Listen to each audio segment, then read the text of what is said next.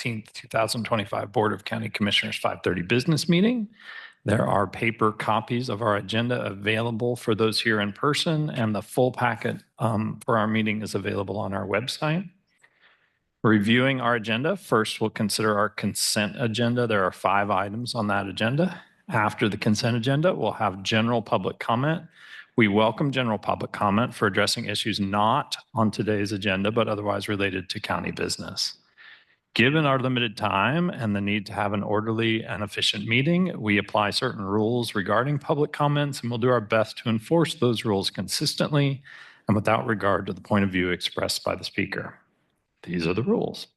Each speaker will be limited to a total of 3 minutes of speaking time. However, we will accept public comment of any length in writing. Individual speakers may not donate unused time to other speakers. All comments must be address topics within the jurisdiction of the County Commission, and we reserve the right to mute or remove any speaker whose comments are threatening, aggressively hostile, or belligerent. Campaigning for public office during public comment period is not allowed. We ask you to please give your full name and address for our meeting minutes and address your comments to the Commission. Please also note that the comments received by the Commission during our meetings do not necessarily represent the views of Douglas County government, but we value your input. We don't usually respond to general public comments on the spot, but if you leave your contact information with county staff, we can try to get specific questions answered. After that, we'll move to our regular agenda. There are 5 items on our regular agenda this evening. First is a Shadow Ridge North Reinvestment Housing Initiative District for the city of Eudora. We're also going to look at the tow service provider agreement. We have some year-end transfers for both the county and for Fire District 1, and then we'll finish up the evening with an update on the World Cup Unified Command. For each of those actions items, we'll hear from staff or an applicant, followed by questions from the Commission, and then open up the item for public comment relevant to the item. Once public comment is closed, we'll bring it back to the Commission for further discussion and a vote if necessary. Lastly, a recording of this meeting will be available on the county's YouTube page and website. With that, we'll jump into our consent agenda. Commissioners, do any of you have an item on the consent agenda you'd like to have pulled for further discussion?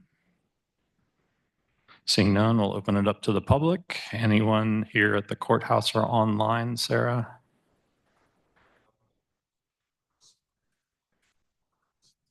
Okay, 1.1. Got a request for that one. Anyone else? Okay, commissioners, I'd take a motion on the consent agenda.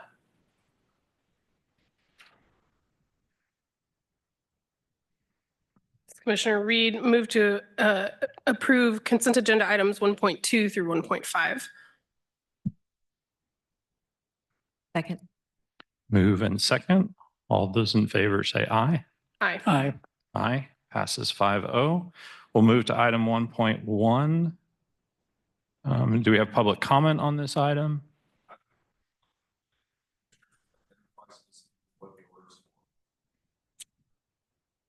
I just think it's transparent.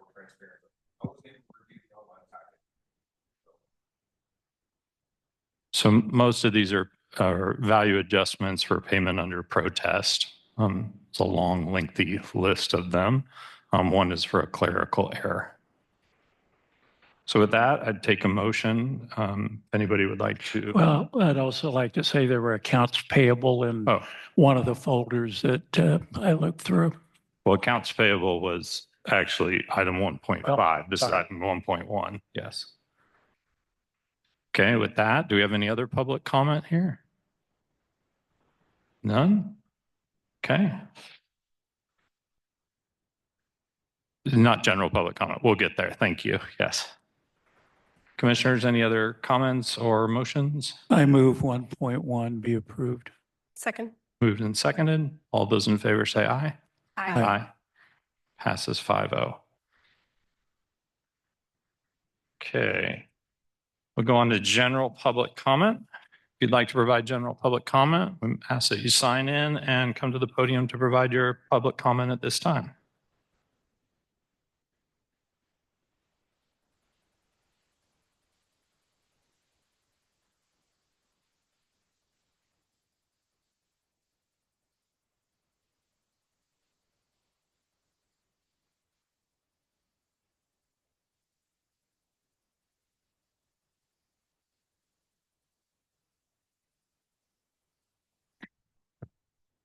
All right. Waste, abuse, corruption. I'm not talking about Washington, D.C. Douglas County commissioners are at it again. In the recent past, they've disregarded thousands of people who didn't want industrial wind in their backyard.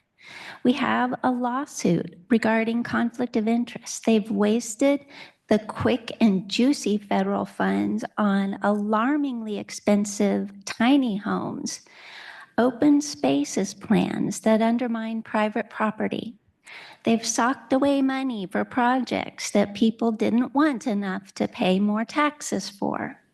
They've configured county boundaries in a way that basically ensures continuity of the progressive agenda, despite the will of people in our rural areas.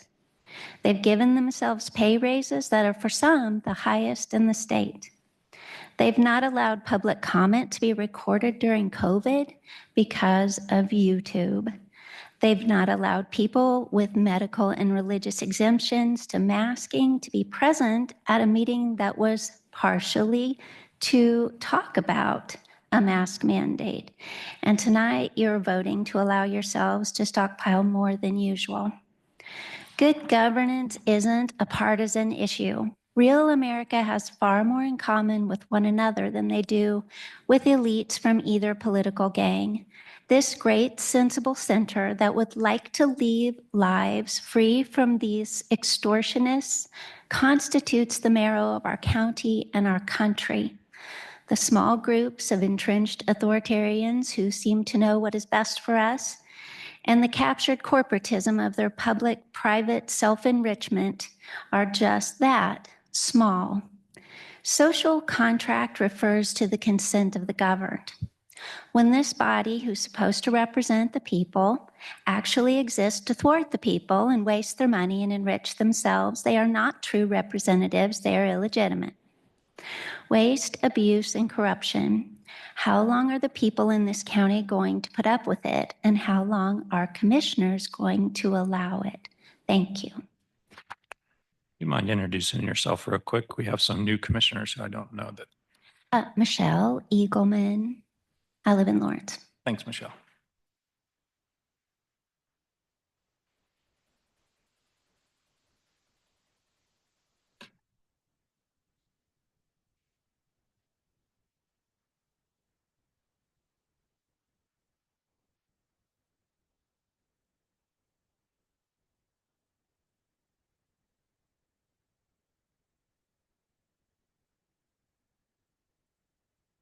John Eames, Lawrence.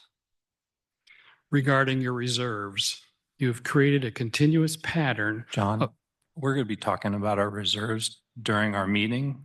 Yes, Could you provide your public comment then, if it's on that specific item, or is this general? it's broader than just the reserve. Okay, go ahead then. Regarding your reserves, you've created a continuous pattern of inflating the budget, raising property taxes, and stockpiling the excess cash when actual spending is lower than the budget. You've created a very large slush fund. You might consider returning it to the taxpayers. The people of this county have a right to see how this government has spent their hard-earned wages. You must make public the complete details of every program, contract, grant, or other obligation of county funds spent from this slush fund. For too long, county property owners have subsidized ideological projects that they did not vote for. The Douglas County electorate has seen their tax dollars used to fund free housing and social services to people who are not county citizens and actually not U.S. citizens at all. Guaranteed income programs are not supported by our Kansas state legislators.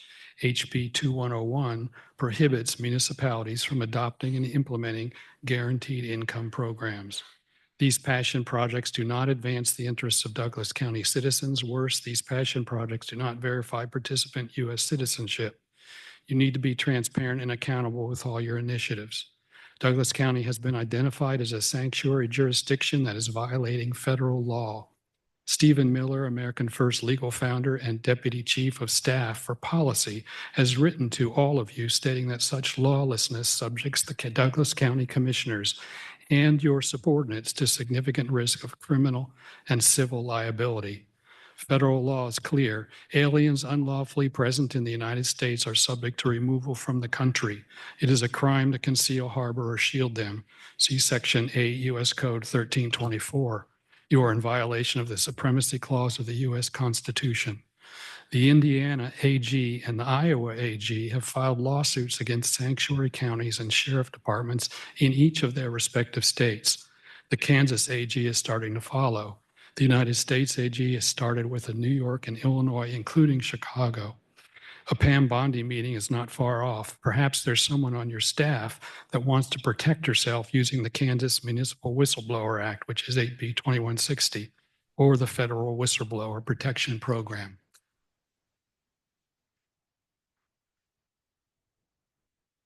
Any other public comment for general public comment?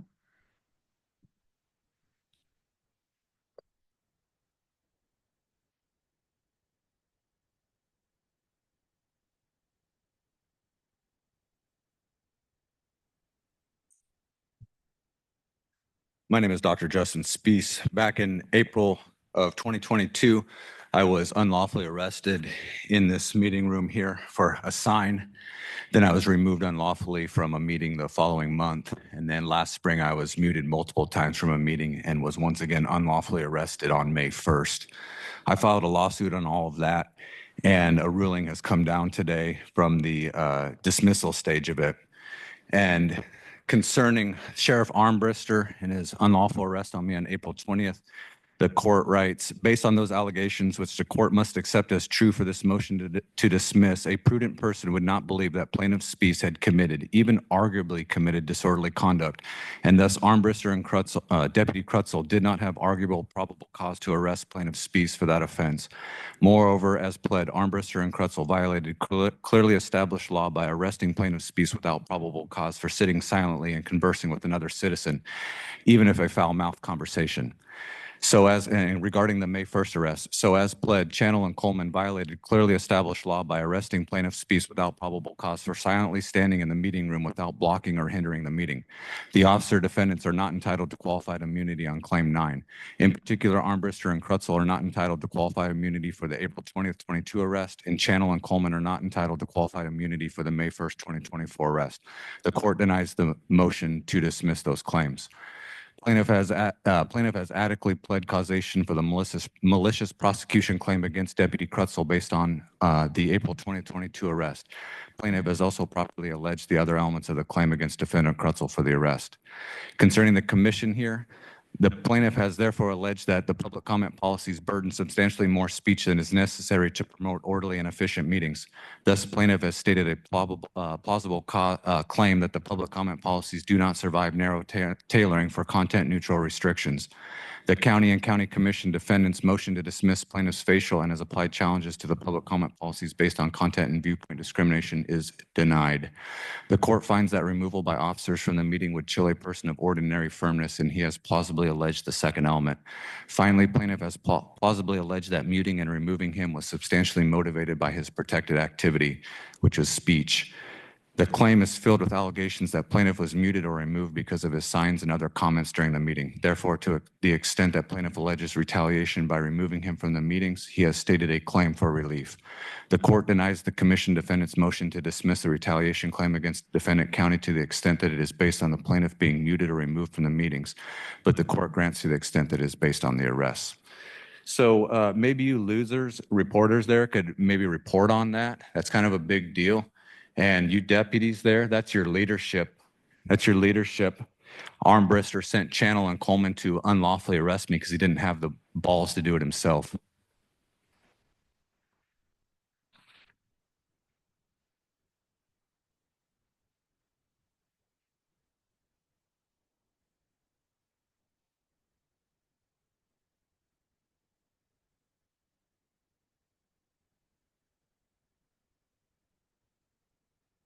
I can attest to the way that they've treated people in the media. I think the ruling that he discussed and the loss of qualified immunity by the police, by the sheriff's department, I think that sends a pretty stark message to law enforcement across this county. And I think it should send a pretty stark message to you guys. that the days of feelings enforcement from the dais is probably over. I think in the last few meetings in the county, we've shown, nay, proven the constitutional right to speak. I hadn't planned on coming to this meeting tonight because we've proven that. Part of the battle that I came in here to fight with you guys was because you kept shutting him down illegally. It was before you two, but those three know damn well what I'm talking about. But that was why I was here.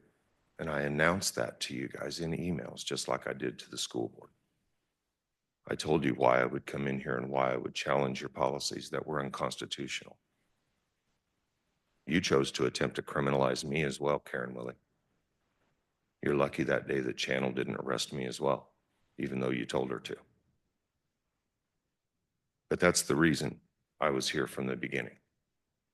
There was a night at the city commission meeting, and I know it's real easy to, you know, it's hard being Justin's friend because everybody's going to hate me, right? And that's not untrue, because there's a lot of people that try to judge me just because I stand up for him. But there was a commission meeting one night where they were illegally arresting him. And as he walked by me, as they were putting him in handcuffs, he looked at me and he said, "Come on, Mr. First Amendment, where are you at?" And that really made me think, and if that was a chuckle over here, you got to be kidding me. But that really made me think about how we silence the other side. We don't always agree on politics and our political views, but he has the right to say them. And he has the right to speak up here and use words that you don't like. So the days of silencing people from the dais and feelings enforcement from the dais, I think are over. I think we can get a commitment out of the sheriff's department for that, because I think they're done taking the hits for you guys, because that's really what's happening with these qualified immunity decisions is the sheriff department, those individuals, Armbruster, Channel, Crutzel, Coleman, you guys did that to them. Those four are going to be individually held liable for their actions. And you three did that to them. They should hold you personally responsible for what you put those officers into. Have a good night. Other general public comment? Anyone online, Sarah? Okay. We'll move on to our regular agenda. The first item is for the Shadow Ridge North Reinvestment Housing Initiative District. Commissioner Zach Daniel with City of Eudora is here to talk to us about the district. Everybody hear me okay? All right. Thank you, commissioners. Thank you, Sarah. What's been provided in your packet is a project memorandum trying to update you all on the status of the Shadow Ridge North Reinvestment Housing Incentive District, so RHID. So a quick roadmap to this discussion tonight. I'm going to just provide a brief summary on the RHID mechanism and how it works. And then I'll move on to the current proposal that is working its way through the Eudora processes. And then I'll touch on where we're at in the process now and what those next steps might be. So as it relates to RHIDs in general, what RHIDs are a state mechanism that were originally intended for Western Kansas communities to encourage housing development and residential development in that part of the state. It was proved successful out there, so the legislature opened it up recently to larger communities, including Eudora. What that does essentially is a project will come in requesting the establishment of an RHID. Prior to that, the city needs to do a housing needs analysis, which needs to be signed off on and reviewed by the Kansas Secretary of Commerce. The city of Eudora did that in late 2023, and all that process groundwork was laid in early 2024, where we kind of pre-identified areas of town that might be eligible for residential development. So this project represents the first RHID application that's making its way through the city of Eudora. It sets a baseline, establishes the baseline of the property in question. So that way all the taxing entities continue to collect the level of taxes that are currently being collected. So if the district were to move forward and be established, county, school district, and the cities still collect the baseline property value that respective to the most recent appraisal that was done. As the subdivision and the residential development continues to happen, and you experience that incremental growth in property value, that incremental growth is eligible for reimbursement to the developer for allowable public improvements that is spelled out in a development agreement. So these are things like your roads, your curbs, your storm sewer, your public utilities. Those would all be identified in a development agreement between the developer and the city. And then the developer front loads those payments, pays for those infrastructure improvements in the area, and then submits an affidavit for reimbursement from to the city to reimburse them for those costs. So that's an important piece of that, where the cost is already incurred by the developer before it is reimbursed from that incremental property tax generation. Any questions real quick on RHAD as a mechanism? So as it relates to this proposal, it's actually a kind of a retooled proposal that originally made its way through up to this point, the public hearing process in early 2024. The shape that it's taking in now, which is detailed in your the project memorandum that was provided, is a 149 unit single family residential development plus 30 maintenance provided kind of senior facilities, senior housing facilities, so duplexes, townhomes, things like that. It has gone through the preliminary platting process, and it is scheduled to, well, I should say scheduled, it is currently on track to be, the final plat to be considered in April. Where we're at right now is a public hearing on the creation of the district has been noticed to both you and to the Eudora School District to take place on February 24th, so this coming Monday. At which point, at the conclusion of that public hearing, what would be considered as an ordinance formally creating the district and then entering into a development agreement. So as far as where we're at right now with respect to that process, we are still waiting on a final development agreement draft from the developers, which would spell out the requested eligible costs, set the baseline, all those kind of nuts and bolts that I just described. Because of that, and because they are still working through that final platting process, in addition to exploring the potential creation of a special benefit district, specifically for the extension of that South First Street on the west side of the property, we don't anticipate having a development agreement on hand as part of the agenda to be reviewed as part of this public hearing. So what may happen is we are opening the public hearing, taking the public comments at that time, and then recommending continuing the public hearing to a later date when we have time to review the development agreement documents and provide it to all of you and to the school district as well for your review and due diligence. As those details become more clear on our end, we'll be sure to share it with county staff. If you are requesting any more information as we get further along in that process, we'll certainly make ourselves available. But that's where we stand right now with this development. And if you've got any questions, I'll stand for those now. Thank you, commissioners. Do you have any questions?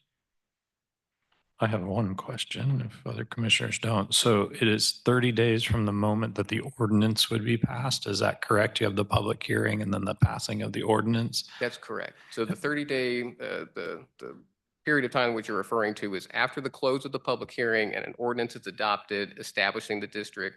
Both the Eudora School District and Douglas County would have a 30-day period to consider that proposal and find any adverse effects that the creation of the district or the terms of the development agreement may have on your entities. And within that period, if the county or the school district were to pass a resolution stating those adverse effects, then that would essentially nullify the creation of the district. Thank you for that. Any other questions? Okay. This is a regular agenda item, though it doesn't require any action this evening. We take public comment. Is there anyone who'd like to provide public comment on this item? Anyone online, Sarah? Okay. Commissioners, any comments, thoughts? This is not a thing we vote on, but go ahead, Gene. Well, I was just going to say we need housing in this county, whether it's in Lawrence or Eudora or Baldwin. I know Baldwin has some developments also underway. So anywhere we can put up some more roofs would be helpful. Thank you for that. I would tend to agree. We had kind of a slow housing start in Eudora for the last couple of years, and this program is really meant to provide some public participation in responses to that housing crunch that we're feeling in the state right now. This is Commissioner Reed. Thanks for the presentation, Alex. happy to see that there's some mixed styles of housing too as part of the this potential development. And then otherwise, just wanted to acknowledge and appreciate that Eudora has sort of kept us abreast about this process from the very beginning. So you were with us last year, about a year ago. I can't remember. Almost Last year was a exactly, bit of yes. a doozy, but you were with us and kind of gave us some information. So I appreciate the updates along the way and the real laying out of the process so we know what to anticipate and what's coming down the pike. So thanks for that. Yep, of course. So where would members of the public go if they had more questions or wanted to dig in more? And how would they access your public meeting? So our public meetings are held on the second and fourth Monday of every month. So the public hearing that's been noticed will take place at our next regularly scheduled commission meeting this coming Monday. So if folks wanted to lodge questions, concerns, anything in that nature, and wanted to participate in that process, that's what the public hearing is for. If in the meantime, if they can't make it for whatever reason, then I would encourage folks to reach out to my office and we can get those questions answered for them. The next question, are you also presenting to the school district? Because they, none of us take an official vote on that, but we have the opportunity to dig in and see if we have further questions. Yes, ma'am. I did this exact same presentation and run through with the Eudora School District last week. So they've been kept up to date on the process. Thank you. I just want to echo Commissioner Reed's appreciation, Zach, for you coming back and keeping us updated. We've had other projects that sort of took us by surprise. So I appreciate the municipality doing that. Of course. Anything else? Okay, thank you. Appreciate You it. all. All right, we'll move on to our second agenda item, which is our tow service provider agreement. Jake Broadbent with the administration is going to cover this item. Thanks, Commissioners. Jake Broadbent, Management Analyst. Tonight we have the 2025 Tow Service Provider Agreement. This is an annual agreement with local tow operators. So basically, if a car breaks down, there's an accident, an abandoned car, if a deputy has to call for a tow, the tow is regulated by this agreement. So earlier this year, staff met with the tow operators to discuss the agreement, and we did have one request for raising the rate for motorist assist calls. They did also say that the fees that they get from other services they provide more than make up for this, the loss they get on motorist assist. So at this time, staff is not recommending an increase.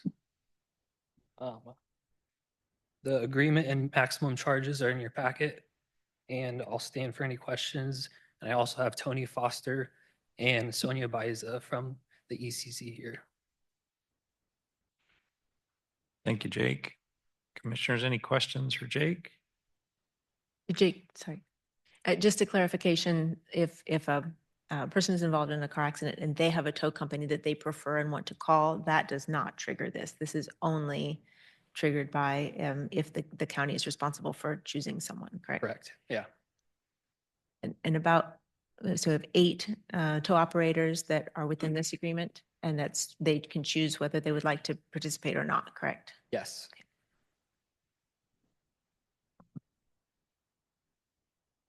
Any other questions?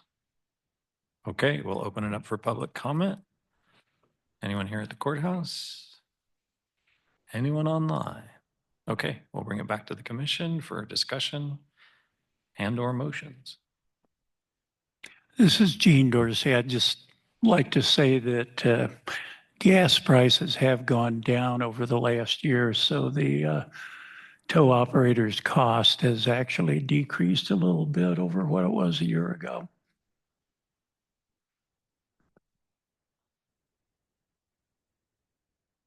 I appreciate Jake meeting with the tow operators. I know that's a meeting we look forward to every year to sort of work out this agreement. I think this has worked well for many, many years. We made some changes to it 2 years ago. Is that about right? And had some tow operators come here to the meeting and made some discussions. So I think it seems to work well. Emergency Communications, appreciate your work on it as well. And I'm happy to make a motion to approve the 2025 tow service provider agreement. I'll second that motion. Moved and seconded. Any further comment? All in favor, say aye. Aye. Passes 5-0. All right, we'll move on to our next item, which is a review. Oh, sorry. Oh, I thought, okay. Review and approval of year-end transfers for 2024 with authorization by resolution to close funds and transfer additional funds to reserve. Brooke Sauer, our finance manager, is going to give this presentation. So turn it over to Brooke. Thank you, Sarah. Good evening, commissioners. Bear with me one quick moment while I pull up the presentation.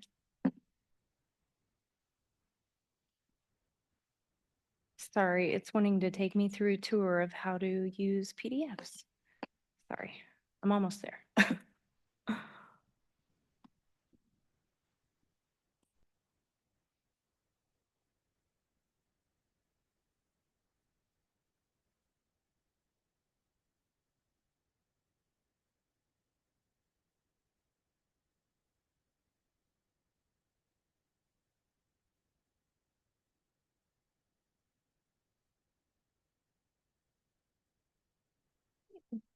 Going to try and make that full screen for us, but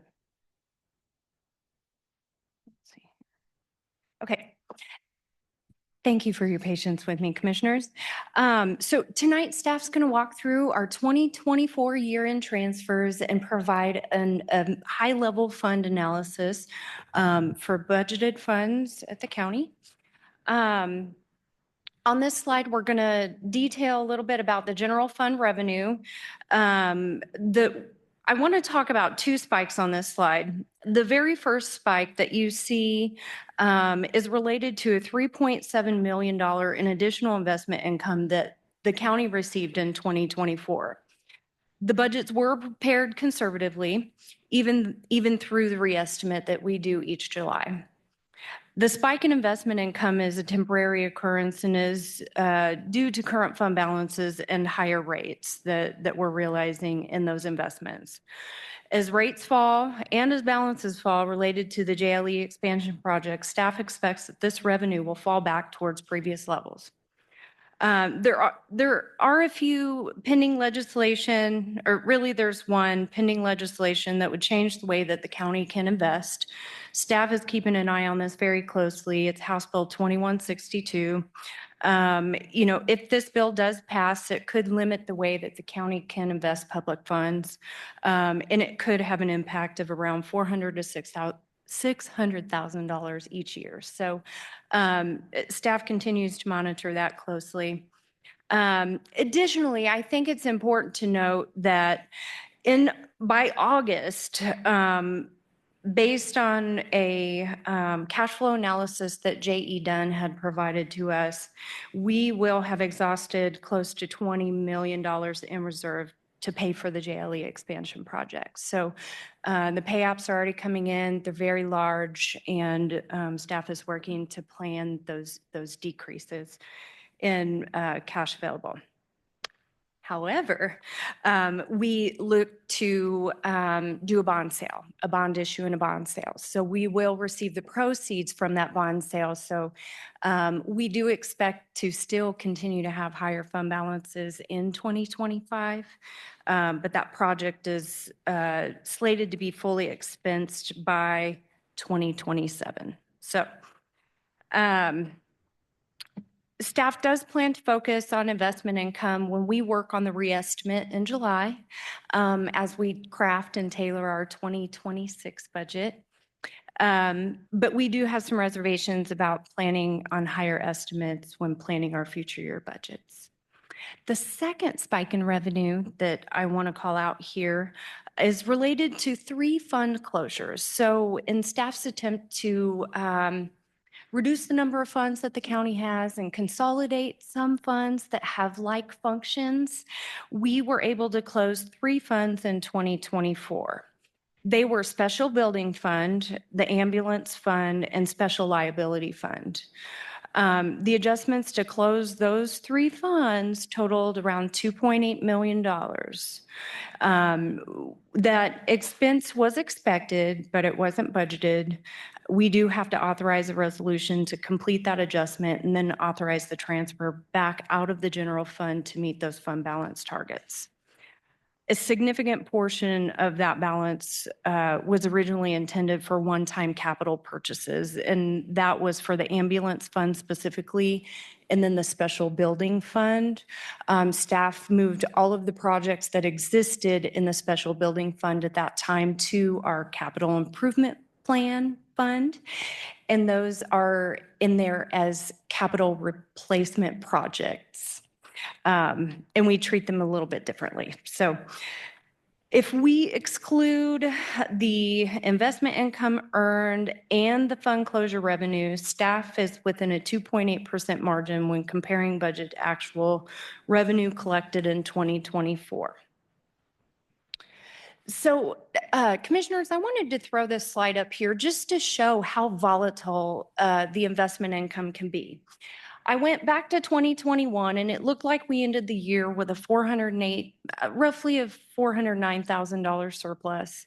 But then in 2022, we came in under at 135. But then interest swings wildly in 2023, even with increased values included with the adopted budget, and it was observed again in 2024. So I wanted to show this so we could kind of take a look back and see. Moving along to our expenditure analysis in the general fund, I'm going to talk about this very first spike here, and I'm kind of hovering my cursor on it, but I apologize. I know it's kind of small, but it's not as big as the other two spikes on this chart that I'll talk about here in a minute. This is an expenditure that did not get realized, and it was a budgeted expense for services related to the LDCFM contract and how we're reimbursed. The shortfall was around $3.1 million. And the way that the billing structure changed, the billing structure changed. They now net the revenues with the actual expenditures. And so what they're billing us is a net value. And so that is why that's a little bit off. The other two spikes, so the very first one. Can I stop you there? And Yeah, ask you, absolutely. is that specific to the ambulance transfers? That those are the expenses, the revenue that had fallen behind in the past and now is caught up through here. Is that correct? There's another slide coming on that. Got it. Thanks. Thank you. So this spike right here that I'm kind of hovering my cursor over, these are budgeted plan transfers out of the fund.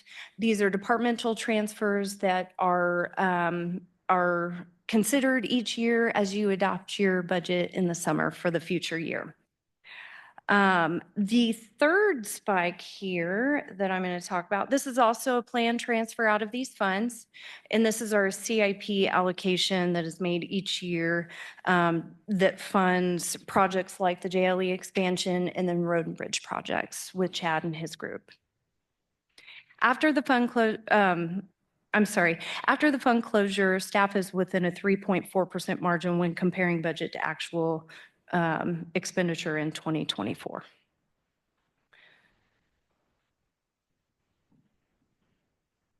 In this slide, I just wanted to illustrate for commissioners that we have one line that we budget for LDCFM. County and city staff work collaboratively to estimate those revenues. And then we have to take out the revenues because the city applies the credit for ambulance fees to the Douglas County invoices before billing for LDCFM. So that Brooke, I might interrupt with that one Thank too. you. In addition to just the additional revenue that was really received based off of as you can tell there from previous years, we'd had some declines in revenue collection. They had some turnover in staff and they had some, and so they had fallen behind on their collection. So I and as you can see, in 2023, we were under by almost $500,000. So in 2024, I do not think that amount is going to be sustained into 2025 and 2026. I think they were in the process of collecting that older debt. So we'll work with LDCFM to figure out what a reasonable amount to budget for moving forward is. In addition to that, as the commissioners know, the city of Lawrence had budget reductions in 2024 because we're in a joint governance agreement. When those adjustments happen to both of us, because most of our expenses associated with LDCFM are shared. So the difference between that 1.2 and the 3.1 really comes from reduced expenditures to the expense of LDCFM in 2024 at direction of the city. Thank you, Sarah. So moving along here to the budgeted transfers, this list encapsulates the entirety of budgeted transfers that were adopted as part of the budget process that took place in summer of 2023. They also include the re-estimated values from July of 2024 as we craft our 2025 budget. Transfers made to equipment reserve accounts that are departmental are for capital replacements of equipment or projects that span multiple fiscal years. This strategy is used for capital replacements that do not rise to the level of becoming a CIP project. So these would be cars, softwares that are probably under, $50,000, things like that.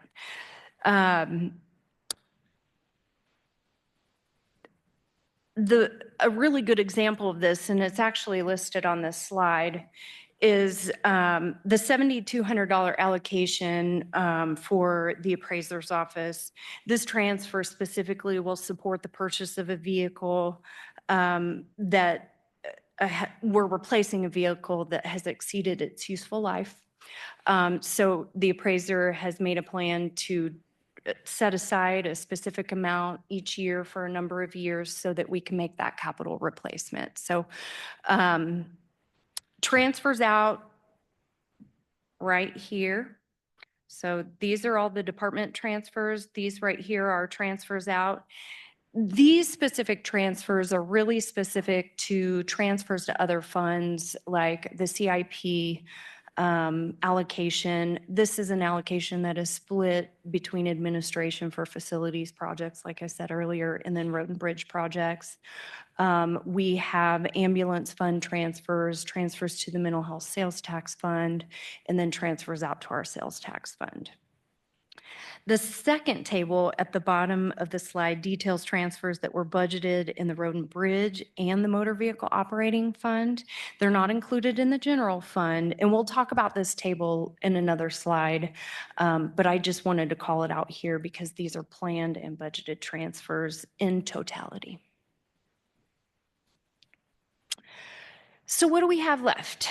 After all of our budgeted transfers, planned transfers, are considered and budget adjustments made, the general fund ended the year with a surplus. Staff is recommending that $11.5 million be transferred from the general fund to other funds to meet our fund balance target in 2025.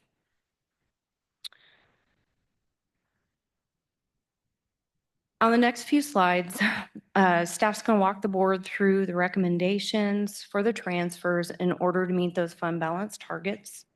On this slide, I've just put a little bit of information about the impact of not making the transfer and the impact of making the transfer. The staff recommendations for transfers out of the general fund, that $11.5 million that we have left over, we're recommending these transfers. So I just want to hit on a couple of these and let commission know what they're about. The sustainability transfer request, that is for the LED lighting upgrade project. We have some IT asks in addition to what was budgeted for software systems and equipment. And then some of the sheriff ones are for contracts or commitments that were made this year that were not completed by year end. So we have to move that money to equipment reserve, and then they can continue paying on that PO, and we have to amend the contract and amend the PO to move that expenditure out to the other fund because it spans multiple years. And then with the RIT, we're just transferring the additional RIT balance budget to equipment reserves. The remaining item here is that large number, the capital improvement plan fund transfer.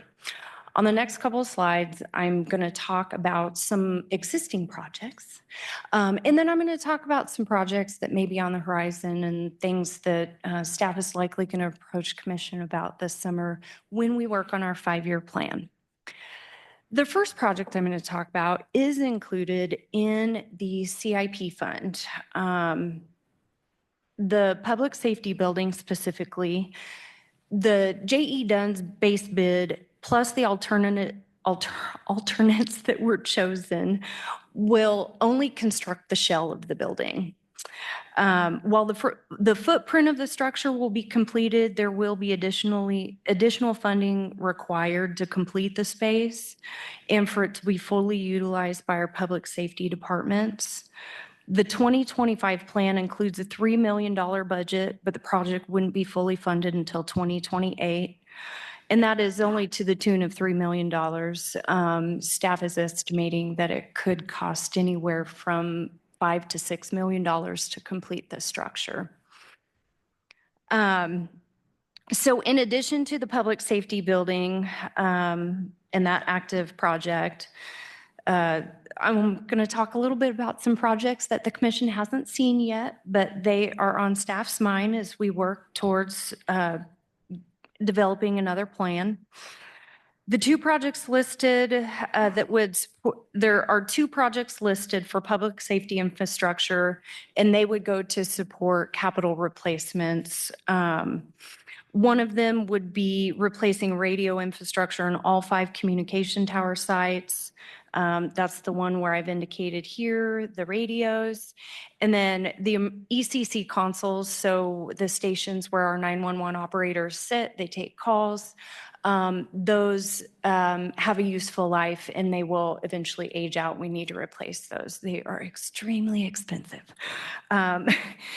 And so, a couple of things can change these numbers, but I just wanted to call them out here. In addition to that, there are some improvements that are needed at the jail that cannot be handled with equipment reserves. They do rise to the level of a CIP project.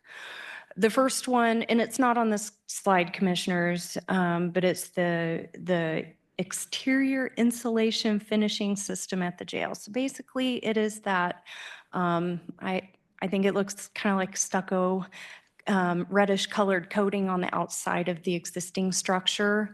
It is beginning to crack. Water's beginning to fall behind the cracks and infiltrate the structure. And staff is looking, we've repaired it, but it will eventually need a full replacement. If we do decide to do the full replacement, that can cost anywhere from $10 to $16 per square foot based on current estimates. It's staff feeling that this might be a project maybe 5 years out. So, And Brooke, I'm going to stop you. Yes, And please. that's part of the insulation of the building, that exterior? Yeah, Yeah, it's both. It's both the skin and the insulation. it is. Yes. I would need Jay here to describe it in great detail, but it sounds like an entire system. It's not just paint that you put on the structure. It is sprayed on, from what I understand. So one more project For- that I, Yeah, for 10 to 16 per square foot, do you already have estimates on that? I have very loose estimates. If we go for a full replacement, it could cost upwards of $1 to $1.1 million. If we repair, I think it's in around the $500,000 to $600,000 range. But again, I want to be very cautious because if this is 5 years out, if materials get more expensive, I definitely don't want to be held to that number. When we do craft the CIP plan and we do have projects that are out in future years, staff does build in some inflationary values just so we can anticipate increased costs. But it's sometimes hard to predict, especially during the pandemic. Staff really struggled because the labor markets got kind of wild, things got really expensive, and we struggled to purchase. So, but that's what we're looking at right now. Do we know longevity for the materials that are applied?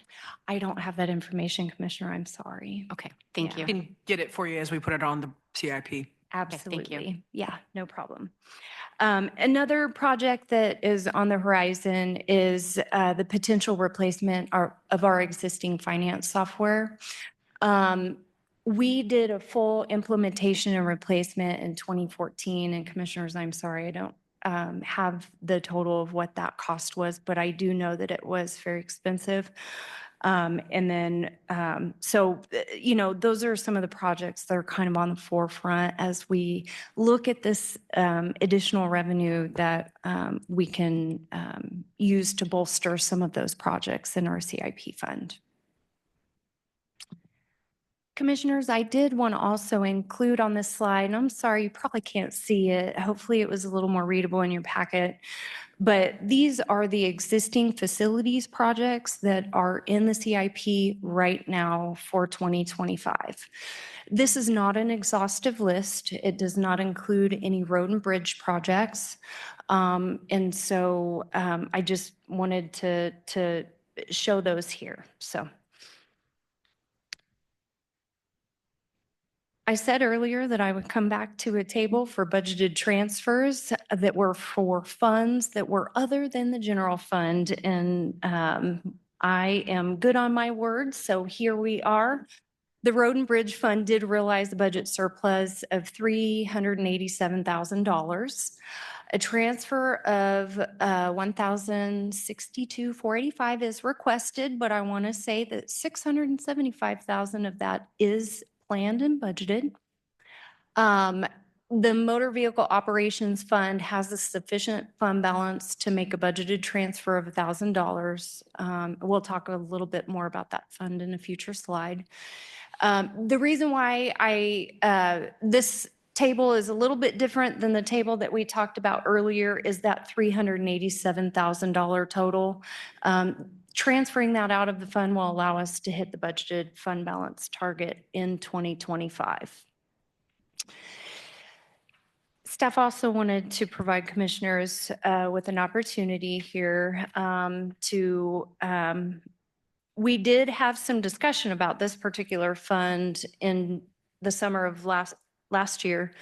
The budgeted fund balance in this fund is 35% of the revenue in the fund.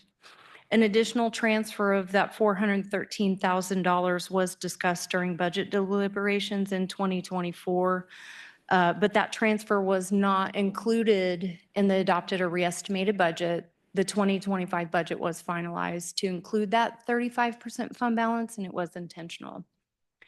Staff does recommend making that authorized transfer plus the fund surplus of $387,485 to meet that target. And if we wanted to meet a 25% fund balance target in 2025, the total transfer would need to be $1,176,690. That would be required to get that fund balance down to 25%.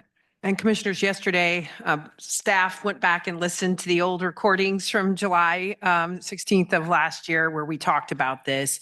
And because that last direction was to keep it where it was, that's why I didn't feel comfortable making that additional recommendation on a transfer to get it all the way down to 25. Obviously, that is something the commission has the ability to do. But we specifically talked about it, and the decision was to keep it at it was to not make an additional transfer out. It was tied to that whole conversation around mill levy. So it really, that was our focus at the time. It wasn't really about the fund balance reserve amount in the road and bridge fund. So I just want to put that additional context out there.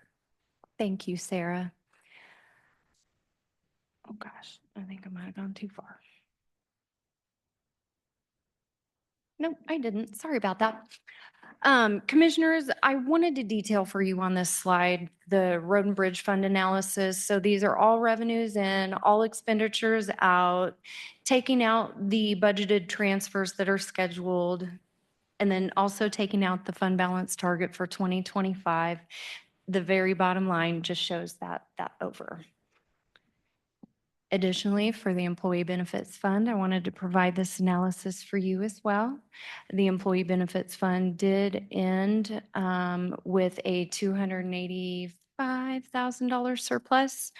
However, I do want to talk a little bit about this fund and how we worked last year to reduce the tax support, a reduction in revenue in this fund. It was made in 2025. The revenue in the fund was reduced by $2.6 million, and it represents a 16% decrease in the budgeted revenue when compared to the 2024 estimated budget. The expenditures in 2025 will remain steady. Claims still come in. We still have to pay our providers for those liabilities. And it will result, so the reduction in revenue or the mill levy cut in that fund that we made in 2025 will reduce the fund balance moving forward into 2026. Staff is planning to illustrate this for commissioners in the summer as we craft our 2026 budget and show you those values when we get a little bit more into this year and we can get good re-estimated values for you. The motor vehicle fund is an operating fund, and the revenue into this fund is fee-based. No additional transfers recommended for this fund in 2024. The additional remaining after the scheduled transfers will reduce the fund balance into the coming year. But since this fund is so small, it doesn't make sense to transfer the $58,000 in. So staff just recommends letting that roll over to the new year and taking that reduction to the fund balance moving into 2025. For the Behavioral Health Sales Tax Fund, the quarter-cent sales tax, no additional transfers recommended for this fund. The additional remaining after scheduled transfers, I'm sorry. The fund is a combination of both operating and capital funds. It is different than most other funds because we're operating the fund in this way. But because of the inclusion of those one-time capital dollars plus the operating dollars, it is reasonable for us to exceed our fund balance targets for this particular fund. And staff looks to update and address this fund with a few others like the Employee Benefits Fund when we revisit our finance policy revision later on this spring. With that, commissioners, I am done with my presentation. Staff would be glad to answer any questions that you have. I'm going to stop sharing my screen so that we can get the full picture here. Thank you, Brooke. Let's check in with commissioners. Questions you have, commissioners?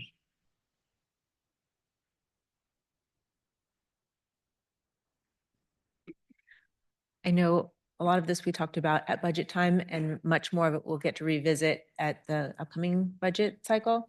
The employee benefits, which we did, decrease, we used some of that to decrease mill levy. So where that balance is occurring now, are we projecting that that will still be? We figured we would have to spend down. We would be spending down what is available there, and then at some point, then have to revisit that. But are we looking that there are likely to be reductions that could be made in this coming budget year, or is that something that needs to be stable for now? Yeah, I think it's too soon to tell about the ongoing mill levy associated with it. We will be spending down the fund balance though, because you cut 2.6 million in mills for it. Our hope is that cushions the landing and we are able to sustain, once we spend down the fund balance, that we're able to sustain the expense with the existing revenues coming into the fund. So we're hoping that that excess fund balance cushions our landing. Thanks. ECC, with the consoles in particular, we know we have had that in our CIP for some time, and we're only replacing a couple at a time. But there's the possibility that we may be asked to replace all 5. Is that just another conversation that will come back to us when we talk about CIP? Yes, Commissioner, that's correct. As commissioners know, when we had our ECC update, we've got a big Motorola contract, and so we think we're going to need some of this new technology to make that transition. But yeah, it'll be a new project for that size. Sarah and Brooke, I made a note. I remember during budget hearings at times, I'm going to say rating, but that's not really what we do, but we reduce the amount in road and bridge to reduce mill levy, right? That's something we have done in the past. Am I correct in that? You're correct. It was a while back, but we've done it. Yeah, but we've done it before. And so some of this transfer, while it might be not directly related to that, this is not an uncommon move to look at year-end balances to sort of balance out what that fund is. Is that correct? That's correct. And, Okay. you know, and Road and Bridge is unique because it has several different accounts that it can kind of pull out of. You've got CIP, and then you've got the Special City County Highway Fund, and they have equipment reserved for their equipment, which is very big, expensive dump trucks, and snow plows, that are getting a lot of use right now. So they have a lot of funds that they can kind of plan for those projects. But so we've used their mill levy to help us balance things out. We had a decrease in gas tax a couple of years back, and their fund balance got pretty low. So we're going to continue just to sort of moderate it with their expenses and look to where we can make those investments to keep our infrastructure up. So we have included in here, we have some scheduled transfers that were authorized when we did budget time in the summer. And then we've got some of these unanticipated impacts also. In the future, is it possible to separate those into different times a year, different conversations? I think that would be helpful for this board, but also for the public to kind of manage, like, these are the like closings of funds and other things that are, scheduled and anticipated versus other things that are in terms of how we make estimates for sales tax income and things like that, and then process. Are there times of the year that would be easier to do? Yeah, Commissioner, that's a good catch. And I think that's something staff's identified moving forward. Traditionally, historically here, we waited towards the end of the year to make transfers just to make sure we were in sound financial position. I was here in years where we couldn't make transfers at the end of the year because we hadn't met our targets. So I don't think we would do it early in the year, but I do think it is we move into the fourth quarter and we know where we are, we can make those transfers. But it is important to note that that's $17 million in transfers that you all reviewed and approved in this summer and the summer before. Any other questions, commissioners? Go ahead, Commissioner Dorsey. I have a few comments and a few questions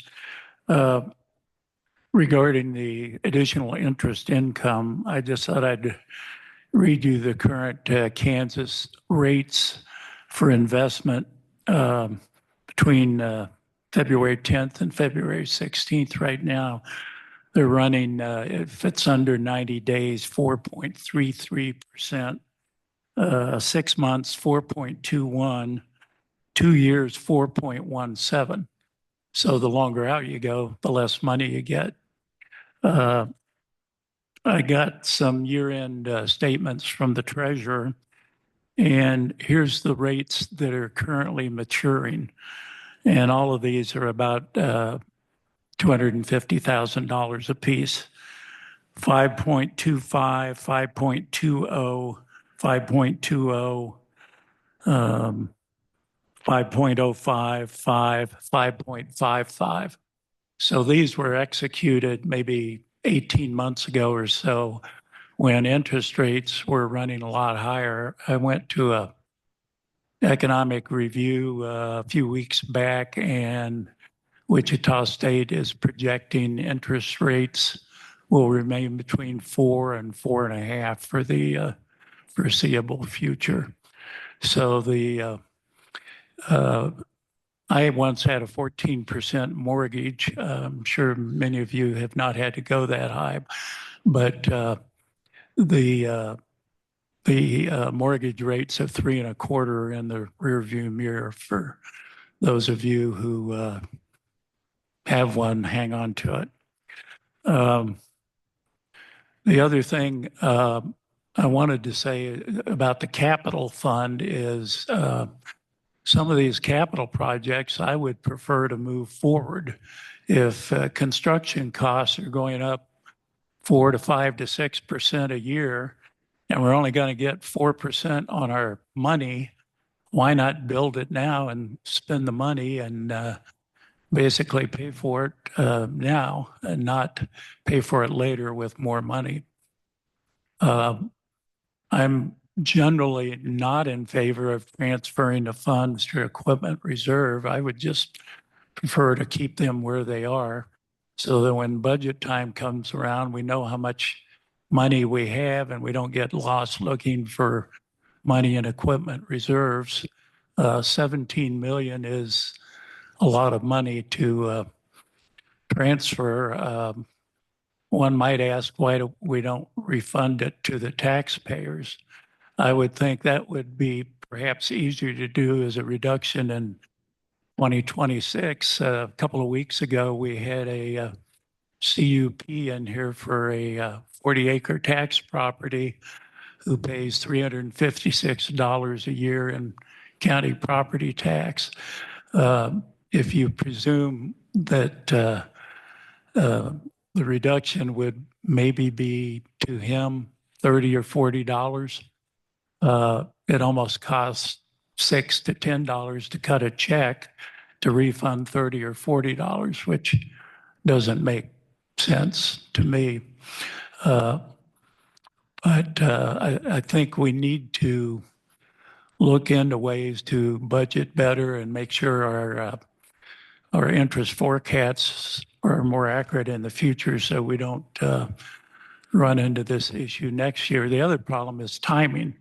We're sitting here trying to do budgets for what things are going to cost in November and December of 2026, and we're going to be doing that in July of 2025. So the crystal ball is only so good that far out. So it's easier to identify problems and to solve them, I think. But now that we have 5 commissioners up here, maybe we should form a subcommittee of 2 commissioners to look into ways of maybe budgeting better and estimating costs better. Those are my comments. Brooke, thank you so much. Really appreciate your time. Budgeting can be really challenging, and forecasting is challenging because you never really know what's going to happen. And we certainly don't know what's going to change. Costs change daily. And so equipment reserves are so important because we don't know if something is going to break. We don't know if contracts are going to change, and we certainly don't know if we need to replace certain types of equipment or when that time is actually going to come. As you mentioned, with the need for the replacement of the exterior of the infrastructure. And it sounds like that needs to happen sooner than later. And I would agree, Commissioner Dorsey, that it's better to do something now versus waiting in the future when we do know that construction costs are going to continue to go even higher. So I think it's important for us to continue to take a look at our balances and to ensure that we are preparing for the future. I understand that there are many that are concerned about our balances.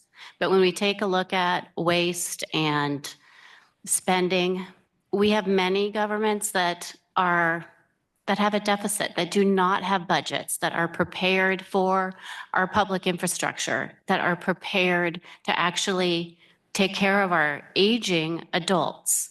And one thing that I'm really proud of our county is that we do have a fund balance that anticipates our needs. We may not always be happy with the decisions that our leaders make, but we do have the opportunity to come before this county commission and to voice our concerns. and to have a voice. And I'm proud of that. And we may not always vote, right, together, but at the same time, we can still have a voice and come to the table, have many voices at the table. And so I just truly appreciate your time in bringing all this before us today. Had one other comment. If you don't like how I perform, you can fire me in 18 months. Brooke, I have a question for you. I just want you to rewind the tape because I want to make sure I understood it correctly. And I'm going back to the general fund revenue analysis. So this was the chart with all the ups and downs, the EKG chart. And I heard you say that it was when you took out the investments and when you took out the money that we pulled in from shared costs.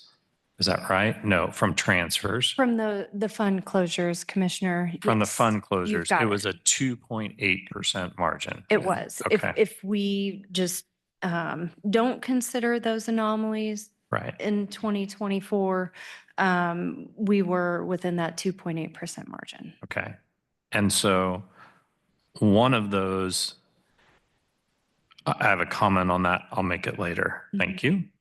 The next question I have is, you said that the expenditure analysis, we were 3.4%. We had a margin of 3.4%. Is that correct? Yes, that's correct. So I'm understanding that when it comes to budgeting, we were within 5%. Now this is saying that we took out the investment income and we took out the transfers. But if you take those two out, we're within 5% of what we expected to spend and the revenue that we expected to take in. Is that correct? That is correct. Thank you.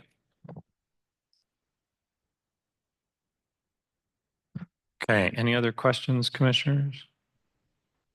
Just one quick question, just to highlight it. I don't think it was in your presentation, Brooke, or if you mentioned it, I missed it.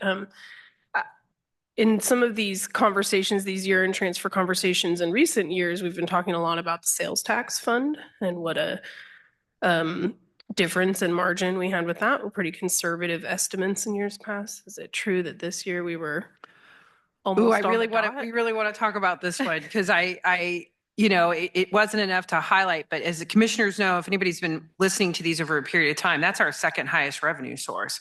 And normally it has been very difficult for us to really, and as you've seen in our community, it's been hard for us to get a handle on these projections. We came in just over our estimate, barely. I have not run full financials on, but I think it's in your packet. You can see exactly the amount that we came over. But it is, it's only like 3% margin. Yeah, it was within 3%, which is really tight. Over by 253. So, this is an example of one where it's actually our second largest revenue source. We came in really tight. In previous years, I would be talking about sales tax. This year, we're talking about investment income. I think we're going to be really cautious in terms of what we even, I want to revisit our estimate for 2025, make sure we think we're going to achieve that because it's that tight. So I think it's something we're going to have to watch moving forward. Thanks.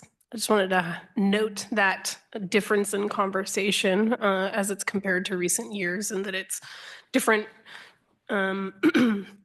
Different revenue streams have different rates of volatility and it's a lot of moving targets. So just wanted to highlight that one. Thanks. Thank you, commissioners.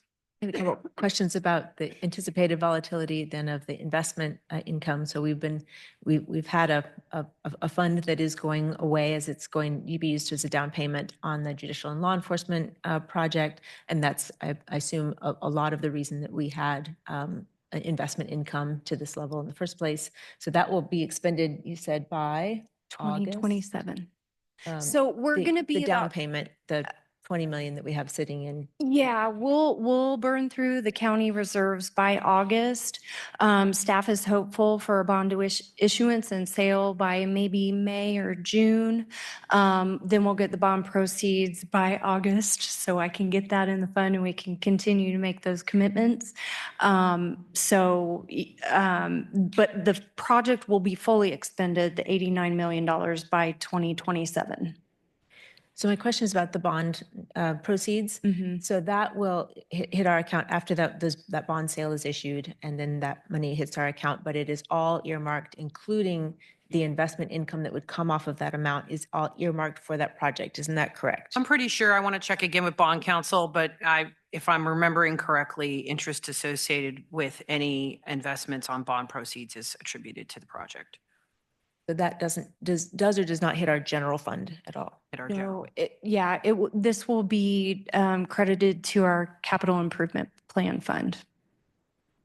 So I was just thinking in terms of, what do we anticipate in the next year or years coming for investment income that even though that bond sale would occur, it's not going to have this kind of impact in the future? Yeah, and that's really where it's part of our concern here with trying to reliably budget investment income. As commissioners know, what I talk about in the summer when we're working on this, I am worried about the long-term sustainability of our revenue sources.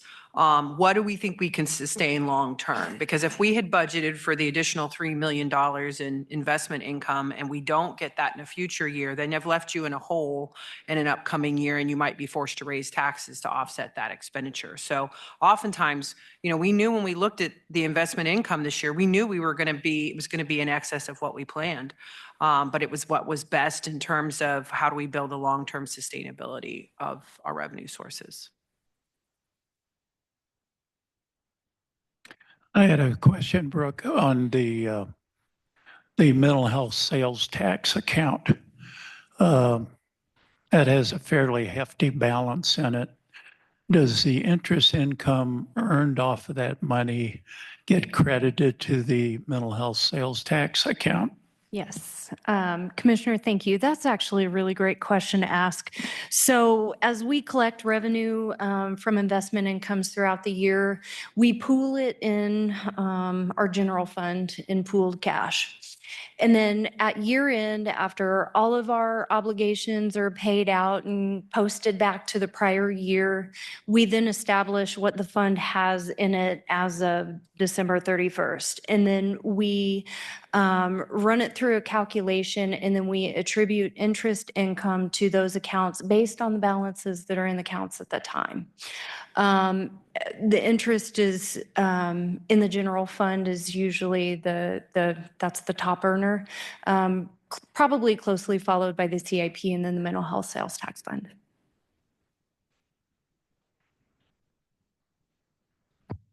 Any other questions, commissioners, before we open public comment? Okay, thank you, Brooke. We'll open up public comment on this item. If you'd like to provide public comment, please step to the podium. If you signed in, there's no reason to sign in again, but we do ask that you share with us your name. John Ems. Now I see why you called me out at the beginning of my last talk. I don't have prepared comments like I did before, but let me just react. I'm looking to the Lawrence Journal World, which came out, I think it was today, speaking to the issue of when this data was made available. Lawrence Journal World said they've been chasing it for a week and they got it Tuesday. These are big items. I don't know when you all got it, if you just got it today or you had it the day before, but these are large issues that you certainly should have spent some time parsing out, and it should have been available to the public prior to this event. So I'm a little unhappy about your procedures. I sit here and I listen to a lot of overages in sub-accounts, and you've got to balance them out to meet some, whether it's a rule or a policy or a guideline. I know there's some date there with Ms. Wiley. So you don't have this overage of over 25%. To me, I have to work out although it's not anywhere near what the complexity or the size, but I have to work out my budgets and all of my funds at the beginning of the year and then repeatedly. So I know my tax liability, what is going to come because it has impacts on Medicare or whatever. You all should be doing that. I was in the budget meeting last, whenever it was, fall. You had a lot of people here that are very upset about how much they're being taxed. You had some great periods with interest rates. Great, wonderful. But your revenue stream is primarily sourced from property owners. And that's unfortunate to households. It's also unfortunate to renters because the landlords will raise as soon as you raise. And at the time, I recall some discussion, I know I gave it, that you need better revenue sources and get some industry in here, get some retail in here because you're tapping out the retail. That's the only place you can go. So absent of that, if you have challenges because your great investment resources are diminishing, then it's time to look at your expenses. You need a little Doge and you need to go through, and that needs to be made public, and you should be ticking off the things that you're going to cut. Thank you.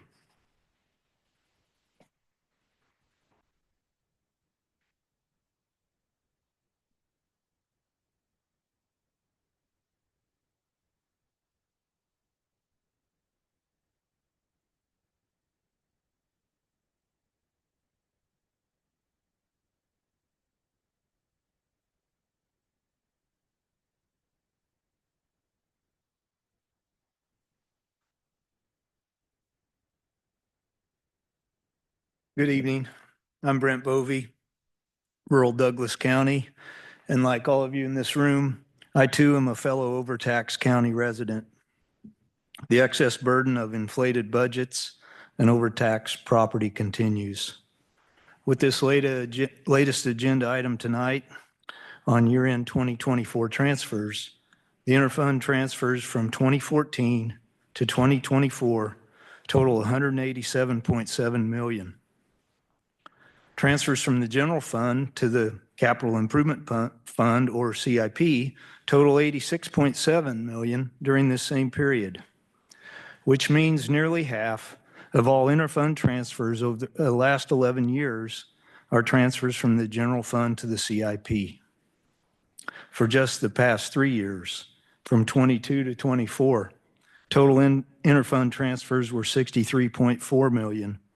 And transfers from the general fund to the capital improvements fund were just under $30 million. $30 million the past 3 years. Inflated budgets result in overtaxed property, land, and business owners in this county. This is not sustainable. We have seen you vote for and implement the highest property tax increases in the entire state, higher than all other 104 counties in Kansas. Yet you smugly and arrogantly continue to overtax us and add to your various fund balances year after year. We will continue to highlight exactly what you're doing, and we'll be relentless in exposing the wasteful spending within your inflated budgets, as well as the excess cash you accumulate from us. You can only outrun the math for so long. But explain why you're over the fund balance limit in the employee benefits fund by $5 million. I know you mentioned reasons for that, but there is no business need that dictates this overage.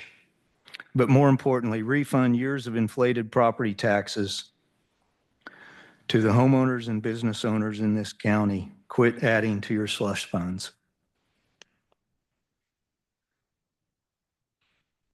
Any other public comment here at the courthouse? Anyone online, Sarah? Okay. Back to the commission for comments. Any additional questions and or motions? I have a couple of comments. Certainly would like to have more commercial properties to expand the tax base, but we kind of run into which came first, the chicken or the egg. If we build a big commercial property, where is anybody going to live? So we almost have to decide to build some houses first to house the workforce that would come with any big commercial issue. To Mr. Bovey's comment on the benefits fund, a lot of that is self-funded health care. So if you have one set of preemie twins born, that can burn through a lot of that reserve pretty quickly. And of course, you can't predict that in the future.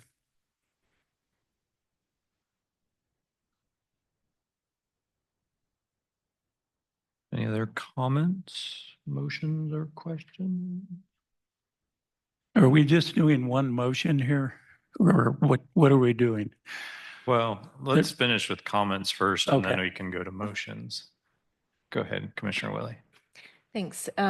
This is probably a conversation that triggers off of this, but maybe not all occur this evening. There's some talk about, transferring to what we're transferring to CIP. Is that going to help? Will we be looking at, as we look at future budgets, funding the build out of the public safety building with that? I'd also like us to be looking at, is that a way that we either reduce or add to the down payment, so then reduce the debt need for that project, which also then saves us money in the long run. That's something I'm very curious and would like to have us dig into before we make final decisions on that.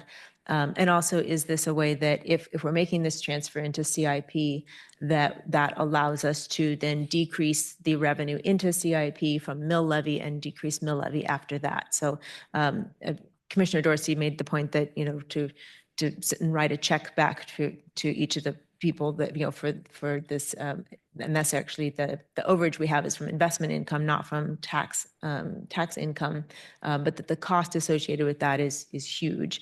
How we've done this in the past then is to decrease our mill levy and use one-time funds, especially for one-time projects, as much as possible. We've kind of gone a little bit over that in terms of the employee benefit fund, where we decrease the revenue in it with the idea that we're spending that down, even though that will have to be balanced as we keep going in the future. But those were kind of my thoughts that I would like us to be talking about either tonight or in the near future about how does that then save us taxpayer dollars in the future? Is that by having less debt for that particular project?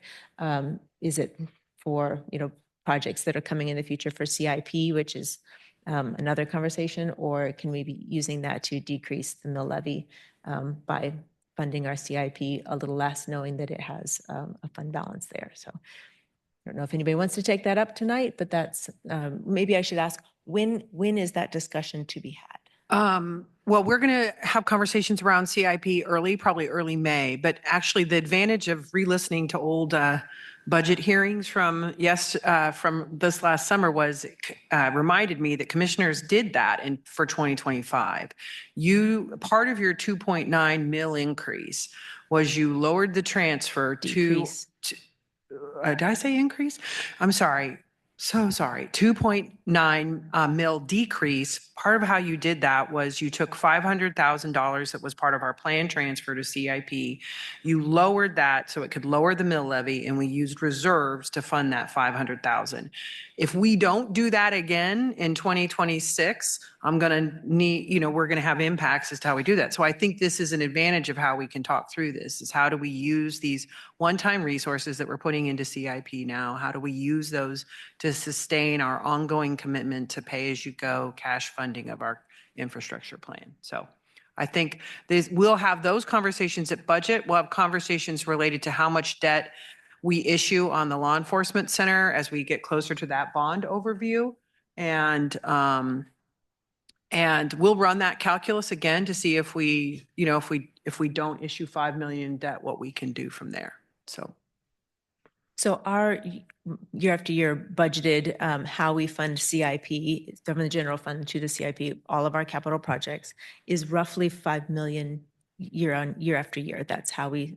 Yeah, it used to be 5 mils, and then as the value of a mill went up, we changed it to 5 million. It's gotten a little bit bigger this last year because of the special building fund that you got rid of. That mill levy associated was put towards CIP. It has grown the last several years. We've held it to the growth rate of our total assessed valuation growth. So that's why it sits around 5.3. That's our standard transfer. And I don't know if you want to just make sure people know the difference between a mill and a million. Yeah, a mill is the rate at which we tax. It is not $1 million. At this point, a mill is about 2 million in our. So just under 2 million dollars. for us.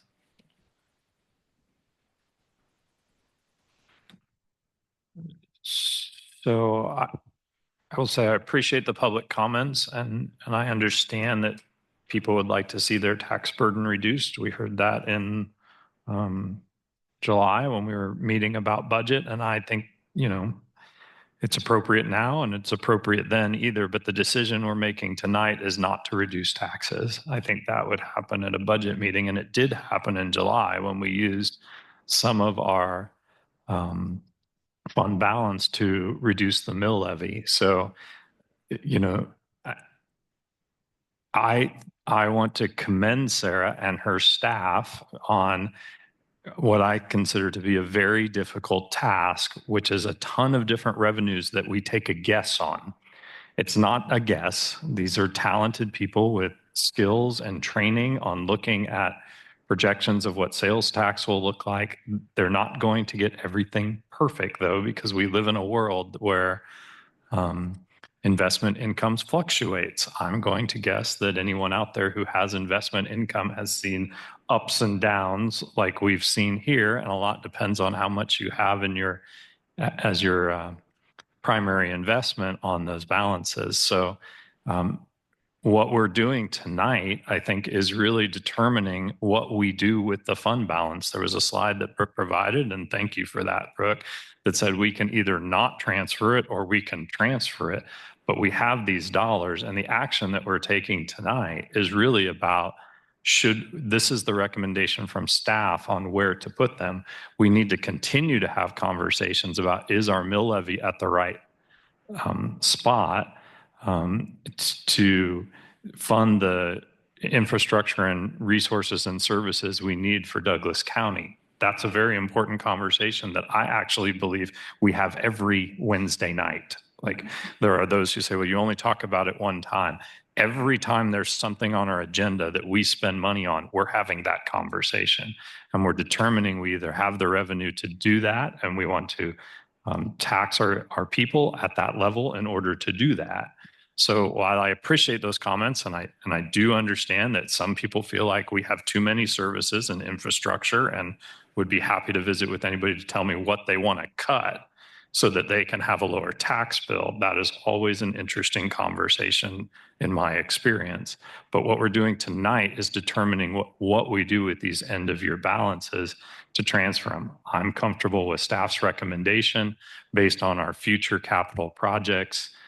We talked in July about the employee benefits fund. We talked about in July our fund balance policies and where they are. I think we're all aware that that's what we're shooting for. And so I'm comfortable with this and appreciate staff's very skilled work in this space. I'd like to just make a comment that the budget conversation happens over about a week and a half in July. And I would love to say we had a room full of people for that. We don't. I mean, all that's available online. When Sarah talks about going back and re-listening to some of those budget conversations, those are, long drawn out conversations that really get very nuanced. They are all open to the public. We love feedback in that time when we're talking about specific projects, specific values, and what do we want to pay for those, and how much mill levy decrease do we want to have with it. That's a great time for the public to engage with us on specifics. When Commissioner Kelly talks about, like, what do people want to see cut? That's the time when it's easy to dig in and have those conversations. So I would welcome all members of the public for this upcoming July's budget conversations. Okay, let's talk about motions. My belief is that we have one motion here, but Commissioner Dorsey, if you think there's two motions, it is about, Well, or there's if you one, wanted to separate them. There's one eliminating the three funds. That's a resolution at the very bottom of the packet. Yes, commissioners, we did talk to legal counsel. We do think you can make this in one motion. You can certainly separate it into two if you want. The way the motion is worded is to make the staff recommended transfers. So if the commissioners want to vary from that, you could make a separate motion just on transfers, and then you could come back and vote on the resolution itself. So it's whatever you prefer. I'm in favor of the capital transfers. I would prefer the rest just be left in the general fund. So we're over. So what? At least it's visible and transparent. Can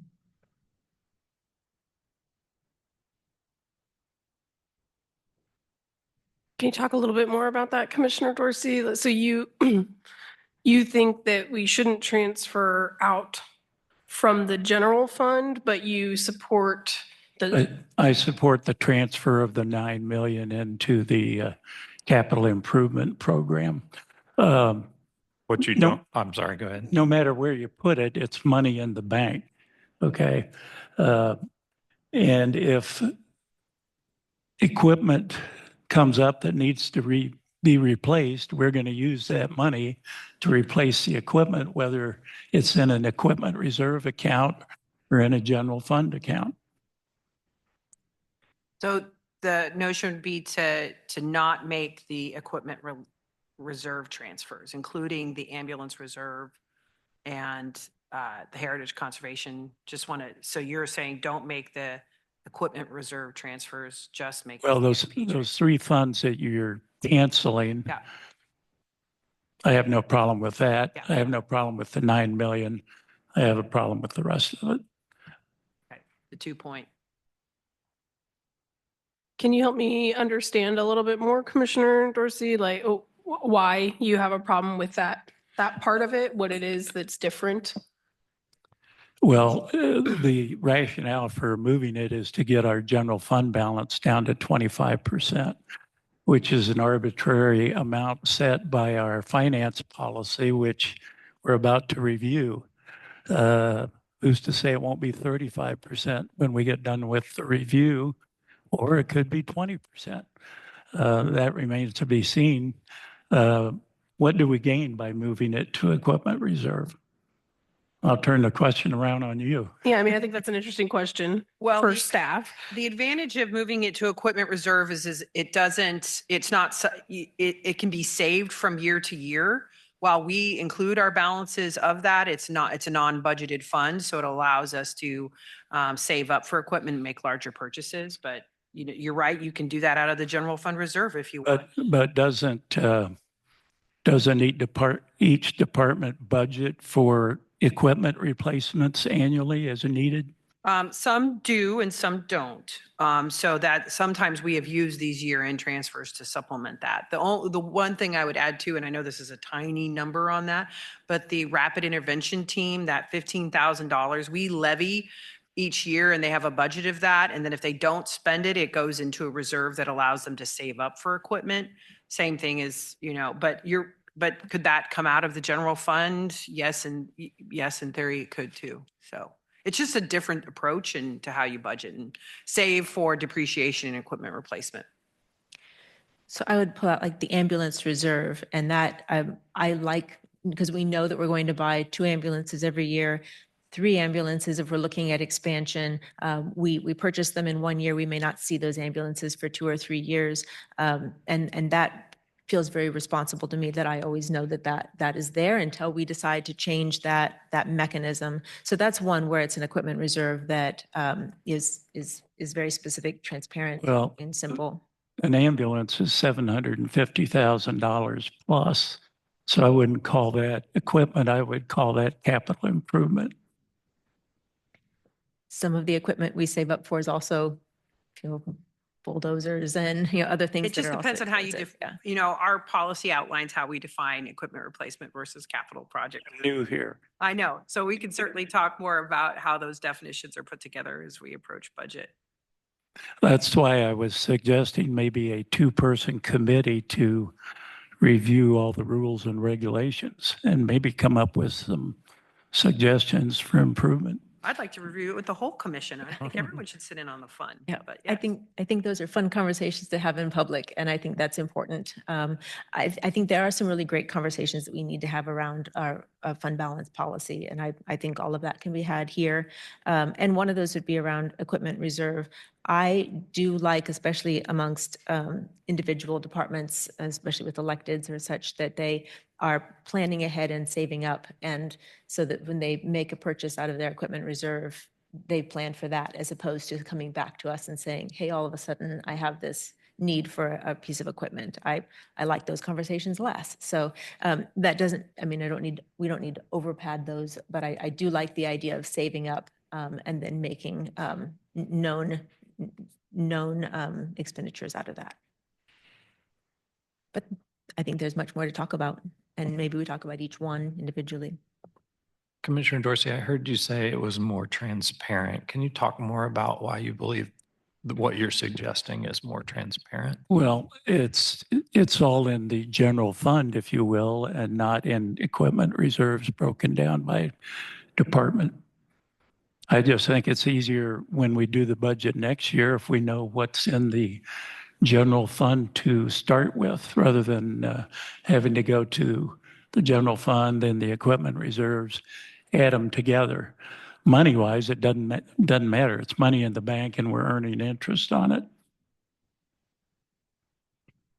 Yeah, I'm just trying to, I guess my budget brain goes to having a large, I would rather put it into very specific categories for equipment, or, you know, to be as specific as possible about the budgets, and it's still budget. It isn't necessarily, and to give our departments, rather than put it into a general fund where we really don't know what that's going to be spent on. Having said that, I think the argument could be made that we need to be very thoughtful, and I think we are, about which group to put these in. So if we're putting it in sheriff, jail, equipment reserve, or ambulance reserve, and that's why it's provided here, I think, in my mind, I just make the case that I think this is actually more transparent than just putting it all into the general fund. We're saying what we're going to spend these dollars on. I think it's all transparent. I actually, that was one reason I asked the question, is like, I think we're being very clear on how much money it is and where it's going. So The nice thing I like about it is that in the equipment reserve, we maintain separate project line items and separate department accounts. So ECC knows exactly what it has as opposed to the sheriff. If it's all in the general fund, I still have to maintain that project accounting, or so that I make sure that everybody knows what amount that they have. So the advantage to me of transferring it to equipment reserve is that we can maintain separate balances for separate types of equipment. And it's helpful for departments to know exactly what they can plan for. Could you comment on if a department budgets each year, knowing that if they don't spend all their budget, it goes into their equipment reserve account? Well, How not you everyone. manage the amount of the department budget? Yeah, I mean, traditionally, our approach has been with budget is that, with elected officials that have wide autonomy over how their budgets are spent, we try not to encourage a use it or lose it mentality with departments. And actually, I think departments take a lot of pride in coming in under budget and not spending everything that they have. And commissioners have seen that over the years in our expenditure budget. The advantage then is if they have not spent all of their budget, they can talk to us and have a valid need for part of that fund to be transferred into equipment reserve. Maybe there is an upcoming purchase. Maybe that ongoing transfer amount is not as large as it needs to be because that impacts the mill levy. So we have those conversations. That's specifically where the conversation came with the sheriff, is that because he underspent his budget, he asked to have some of the funds that he did not spend allocated towards his specific equipment reserve projects, and that are dedicated to specific projects. He can't spend that money in equipment reserve on anything but equipment or capital. He can't give bonuses to his staff. He can just simply plan ahead for equipment, software, and capital purchases. So it's a way to sort of have some discipline on how we approach budgeting. Commissioner, go ahead. Sarah, when you talk about elected officials having kind of some broad authority over their budgets, you're not talking about the commissioners. You're talking about how the cities and counties are different. That in counties, many of our departments are run by independently elected officials who Yeah. have their own legal authority over budgets, even though the budgeting process is done here. Yes, I'm talking about our independent elected countywide officials, the sheriff, the district attorney, the treasurer, the register of deeds, and the county clerk. Yeah, I think Commissioner Dorsey, I appreciate the the question and the thought about does it matter or why does it matter to move the money from general fund to equipment reserves. I think, well, two thoughts. I would agree with Commissioner Kelly's sort of perception that the way that we have itemized equipment reserves transfers is more clear and directly digestible instead of just a large pot of money that theoretically could and might be used for any number of things and leveraged in different ways over time. And to Sarah's point, I think that it makes sense to me in terms of departments having I guess the validation, maybe peace of mind is how some of them might feel about it, that that they are planning ahead for some of those specific expenses upcoming versus the mentality of if it all just stays in one pot of money that's available to all departments and all departments might have major equipment needs at the exact same time. I worry that something like that might contribute to a sense of not having enough assurances on a department level to know that you have been able to plan ahead and that there are dollars that are sort of dedicated to needs that you can see coming down the pike versus sort of the open-ended, it looks like it's there, but who knows who all else will be asking for that same, to dip into that same pot of money, so to speak. I'm being a little bit crass in my terminology, but that's sort of how I'm thinking about it. So I think I can appreciate the suggestion and that maybe it's, the same thing no matter which way you slice it. But I am comfortable with staff's recommendations in part just because I really trust their expertise and the diligence and time they spend on parsing out all of these details and trying to be thoughtful and mindful about these decisions and recommendations. And because I'm not seeing any harm in following that recommendation versus the suggestion that you made that we could leave some of it in the general fund irregardless of what our current fund balance policy is. So I think that's where I'm at with the suggestion, is that I feel most comfortable with staff's recommendations as is, and has been mentioned by others up here this evening, that the fund balance policy discussion is one that has been flagged, in this room before, and is one that we're obviously due to have as a 5-member commission and really think through that policy and all the sort of applications of it and potential unforeseen pieces of it that staff have realized in recent years since we initially made the policy as it is. So I look forward to that conversation, but given these year-end transfers and the narrowness of the scope of what we're deciding here tonight, I think that the recommendations make sense to me as is. And I would like to recognize that LDCFM did fantastic work bringing in revenue and collecting bad debt. We may not see that again, but I think it's important that they see that value in the fact that that is then brought over to their equipment reserves and that they are then potentially have the opportunity to have, equipment, whether it be an ambulance or whatever their needs are in the coming year or the coming years. So when you maybe do not see something funded in a prior year, but then you come together as a team and then you determine how you can strategize and bring revenue in to fund something that you need as a team, I think that is super important. And then in that next year, you are then valued, and the Board of County Commissioners then finds a way to value you and put funds in another line item or another bucket so that you can fund something that you need without potentially, right, raising taxes, so that the community, the taxpayers, then have to fund something for you, right? Because you have done your due diligence as a department by finding ways to bring in revenue.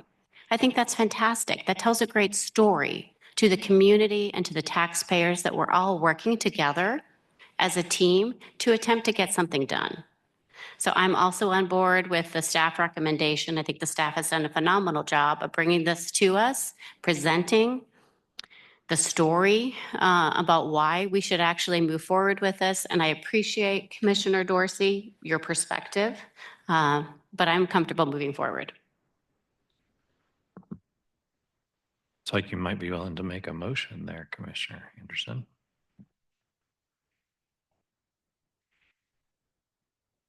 All right, so what does this look like? Bottom, if you click on the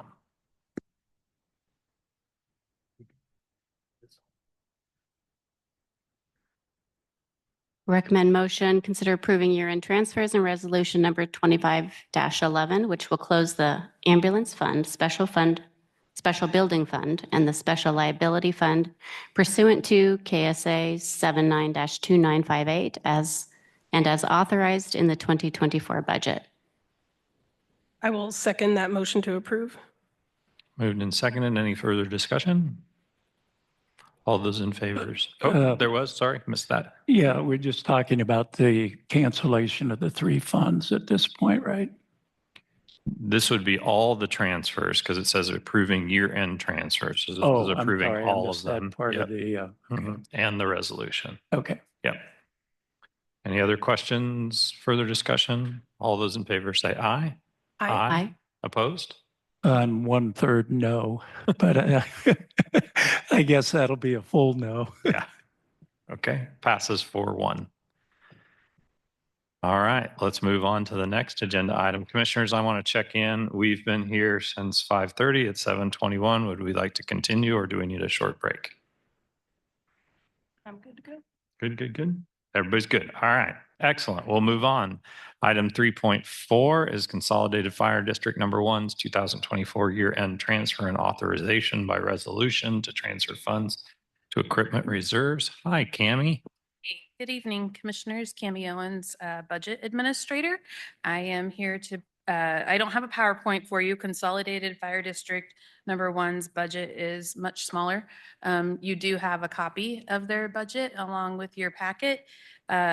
They also need to do a year-end transfer and have an authorized resolution to transfer those funds. Fire districts are a little bit different than county municipalities in that they require a resolution every single time that we transfer money. So you'll see a resolution every year on this.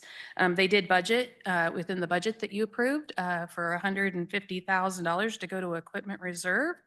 Additionally, there is an amount of $404,939 that staff recommends transferring to the equipment reserve as well. So that'll be a total of $554,939. These funds are what are left from their additional revenues. They had very small additional revenues, about $54,000. So very, very close on their revenues. But they did underspend their budget in the expenses category. And that total of $404,939 is what we are realizing that they underspent and recommending that we move into their equipment reserve as well. Thank you, Cammie. Any questions? And I know we've had staff turnover at CFD1. Is that part of why they've underspent their Yes, so I did a Expenses. breakdown of their underspending. I didn't get that out to you guys. It's very, very short. About $85,000 of that is personnel. They budgeted for an entire year for a position, and that didn't happen for the entire year. And then they had lower health insurance costs than they budgeted for. And so that hit the same area. And then the rest were contractuals, commodities, and capital outlay. You'll notice that their budget does include a line for leased purchase equipment. They acquired a lot of lease purchase equipment when we created this district. Their costs have gone down drastically in that area. The previous fire chief and the current fire chief worked very hard to pay off some of those lease to own sort of purchases. And so that leaves a line in their budget of $150,000 that a lot of this, 113,000 of this came from. Thank you. I appreciate the breakdown. At the risk of seeming inconsistent, I fully support this. Okay. Any other questions? Otherwise, we'll open it for public comment. No other questions? Anyone like to make public comment on this item? Anyone online, Sarah? No one online. We'll bring it back to the commission. Comments and or motions or further questions. So I've had conversations with our former chief for CFD1, a little bit with the current chief about their capital needs for equipment for trucks especially. And definitely there's been that move from leased equipment to the need to get us on like the rest of the county does for purchased equipment. All the prices for all these things are crazy high, but they have a huge need for equipment replacement, and they started with no fund for that because of how the consolidation came about.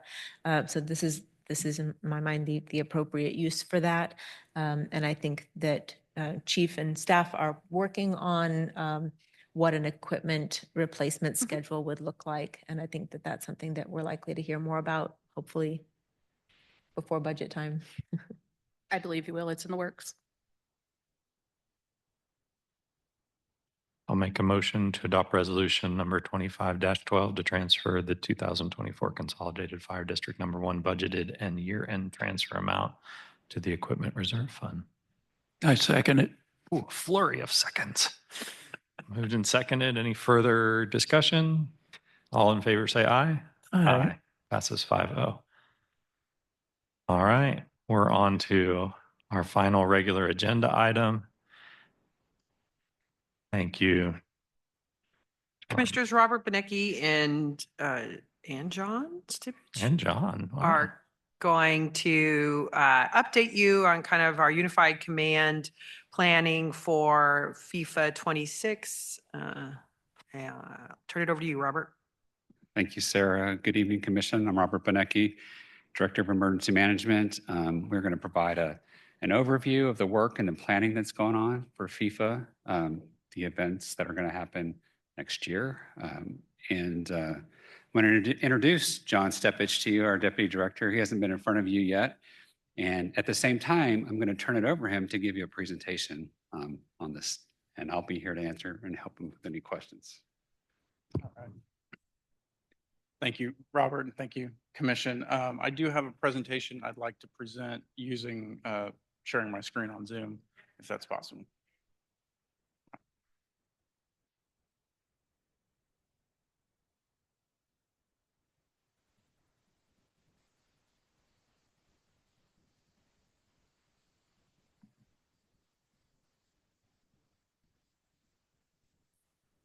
Set up just a second here. I always have a lot going on my screen, so I do apologize.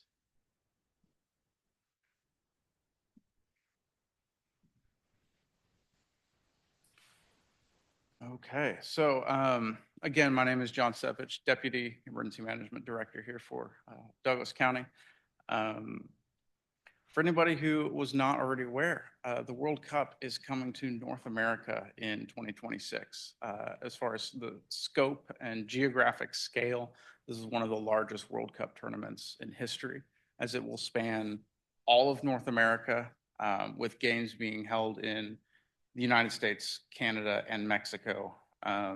Opening matches of that will begin in June in Toronto, Mexico City, and Los Angeles, and then the final match will be in mid-July in New York.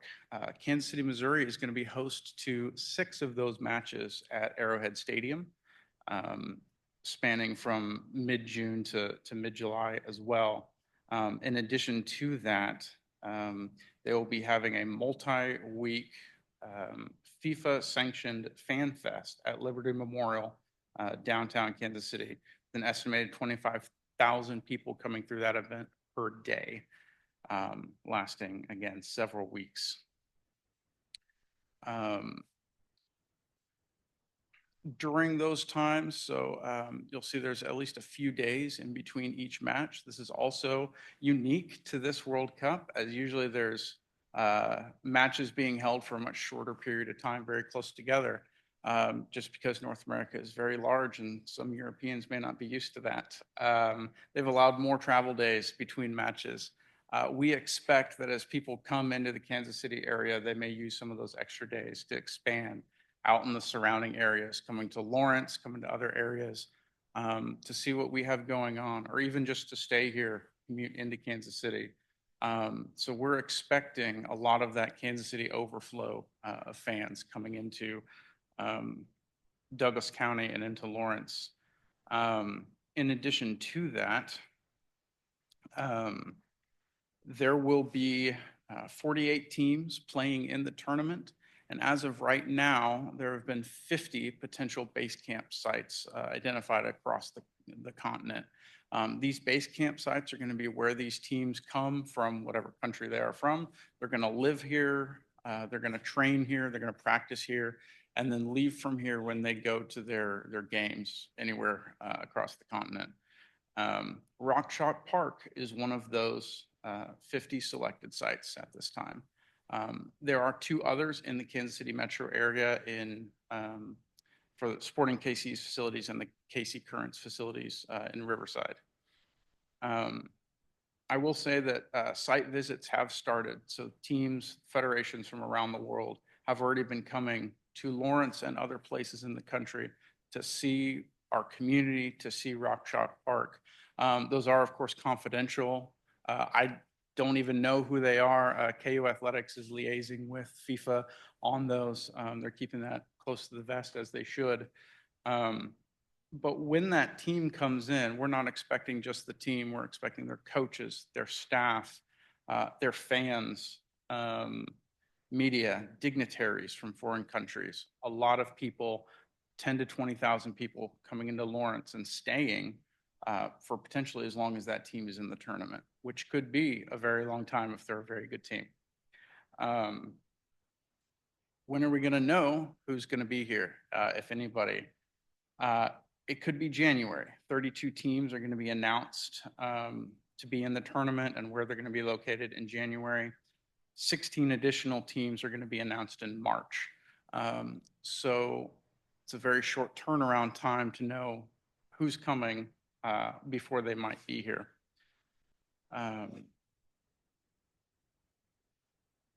Slides to advance.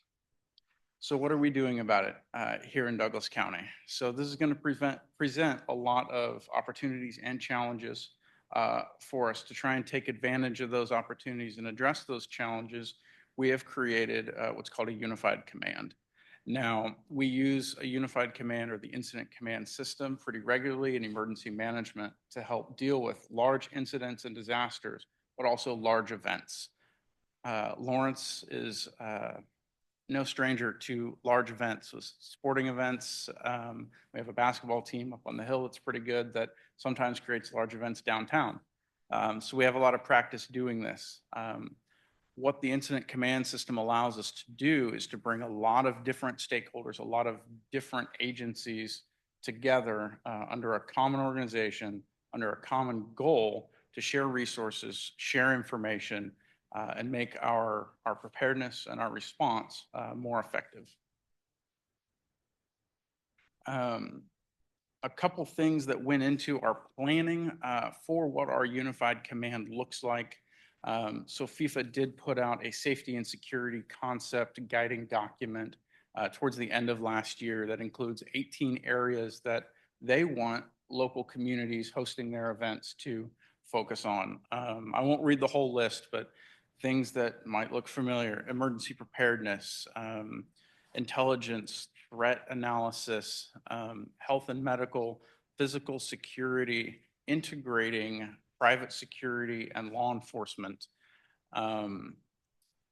coordinating venues for sanctioned events and non-FIFA sanctioned events, airports, fire rescue. These are topics that FIFA wants to make sure that we are addressing.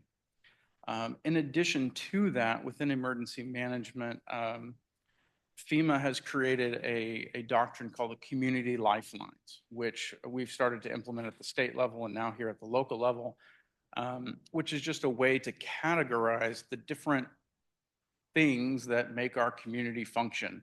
And this is a way that we can monitor the different impacts that events or incidents may be having to our community. And so they're categorized, and we've identified stakeholders that are responsible for different things.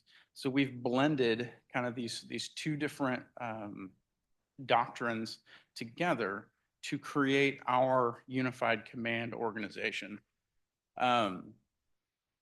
So up in the top box there, the unified command is made up of leaders from the city of Lawrence, Douglas County, Explore Lawrence, and the University of Kansas. And these four individuals really just serve as the primary coordinators for the whole organization, making sure that we are being effective with our time and addressing all of the needs. They are guided by a steering committee of senior officials from, again, the city, the county, the university, the Chamber of Commerce, and Explore Lawrence. And I won't go through the entire chart because it's quite a picture. But really, the key point here is that we are taking different subject matter experts from our community and grouping them into like areas to be able to address the different topics. So down at the bottom, you will see the 6 branches that we've created that again encompass those planning areas and those community lifelines. And I'll go into these a little bit more specifically. So our safety and security branch being led by the Emergency Communications Center, so Tony behind me, as well as LDCFM and Lawrence PD. KUPD is also very involved with this, tasked with looking at things like community safety, human trafficking, integrating law enforcement and security, dealing with even issues of common consumption, event security, crowd control, civil unrest, and then addressing health, medical, emergency medical services for the influx of people, emergency preparedness, again, for the large events and the large disasters that may affect us, and then addressing emergency communications challenges across the many different agencies represented. Public services and infrastructure is looking at our community infrastructure. So not just roads and bridges, but do we have communications networks, broadband networks that are capable of handling an influx of people? Other services that our governments provide, like solid waste collection, water, wastewater, working with our private and public utilities, addressing code violations, code enforcement, permitting processes for street closures for these large events, incorporating sustainability and addressing public communications. Our housing and lodging branch, being led by Planning and Development Services, is really focusing on, do we have enough housing and lodging for this influx of people that are going to be here? Some of the issues that we've even addressed in there include short-term rentals, long-term rentals, working with hotels across the area, And making sure that neighborhoods feel heard and they have a way to participate if they would like. Our transportation branch, again, focusing or working a lot with our infrastructure branch, but focusing on roads, highways, traffic management, mass transit, both locally and connecting to Kansas City, if there may be opportunities for bus services or park and ride, things like that. Making sure our city and our downtown areas are parkable, walkable, and ADA accessible. Working with the airport to make sure that our airport can serve the needs of our visitors. And then even working with security and escorting, perhaps if we have dignitaries or VIPs coming to visit. Our economic development branch now shifting more towards our private sector, retail and business partners, identifying staffing and job opportunities. As this is this is going to be happening in the summer, which is usually what we consider a lull or a low time in Lawrence. A lot of our workforce, maybe coming from the schools, are not going to be around. How are we going to staff our restaurants, staff our hotels, and other critical sectors there, and develop that workforce to be able to meet those needs? And if there's any other opportunities for our businesses to take advantage of, be they sponsorships or special merchandising, anything like that. And then again, working with our restaurants and even our grocery stores to make sure we have food for people, and we're creating an experience that people coming to visit are going to remember, which then leads into the culture and experiences branch, which is next to it. So these are the folks led by Explore Lawrence and Lawrence Parks and Rec that are really going to be marketing, promoting, making sure people are aware that this event is happening, and to get our community excited about it happening. Looking at activities and engagement. So how can we use the local culture, the local history of Douglas County to be something that our visitors are going to want to experience, and really get that through tours or learning about our cultural history and heritage, participating in our programs that we already have available, visiting our museums and our retail areas, and yeah, focusing on events that we already have, but then also planning for special events, things like our watch parties or fan festivals, things that people around here or our visitors are going to want to take part in. And then working on signage communication, making sure that our visitors know who Lawrence is and it's unmistakable, how to get services from the public sector if needed, and how just to make Douglas County a beautiful place that's ready for the World Cup. So some of the opportunities that we are looking forward to with the World Cup coming include direct economic impacts. It's estimated at least $600 million in direct economic impacts to the Kansas City area. We're going to see some part of that as we have people coming in, spending money here and creating jobs, and even us developing our own infrastructure. We're going to be exposed to the global community as we don't know what country may or may not be coming here to Lawrence to base camp, but it is possible that maybe they want to expand their reach and come here, or we have ways to showcase our local businesses or our local industry on an international scale, and provide ways for our local businesses to take part in sponsorships or branding opportunities. We're going to see benefits culturally, socially. We're going to build ties with other countries, with other localities, people from all over the country and all over the world, exchange cultural ideas, and a chance for us all to feel civic pride for the place that we live and be able to showcase that. And we have a lot of opportunities to make what we do for World Cup not just stay in 2026. So hopefully that would garner some sustained tourism. So if we can put ourselves out there on the world stage for this, we can keep people coming back. We can create events that They experience it once when they're in Lawrence during the World Cup, and they want to come back and see it again and take part in it again. We're going to do some infrastructure upgrades and look at projects that are going to help us through the World Cup, but then also help us further down the road. So if we have safety and security improvements that we can make to downtown Lawrence, road expansions or safety improvements that we can make for the World Cup, they're going to help us as we continue to have other events, other things going on in our community, developing even our real estate sector, and even hopefully to create a legacy in sports. So Kansas City has kind of branded itself now as Soccer City USA. It's the heart of soccer in America.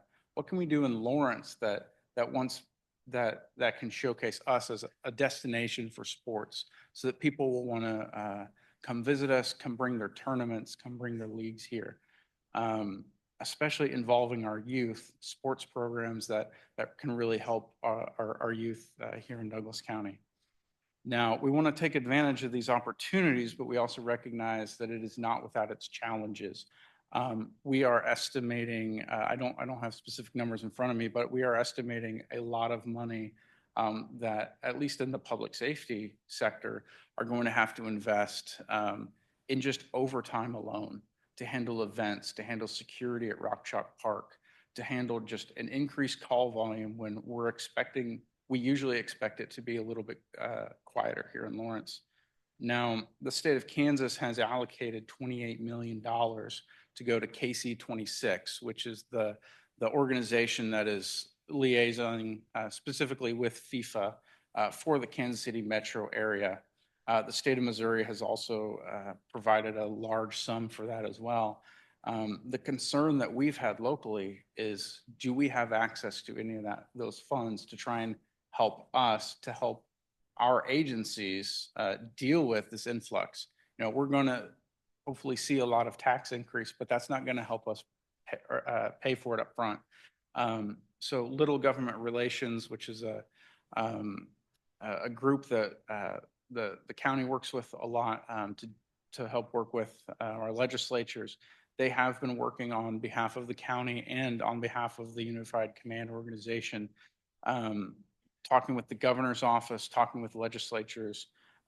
Most recently, they went before the House Appropriations Committee, a subcommittee on agriculture and natural resources budget, to try and find out more information about this $28 million that was allocated and who is that really going to. Does that include us, or is it only include the Kansas City Metro? So we're still working on that. Little Government Relations is also working with representatives from other local governments around the area facing similar questions that we are.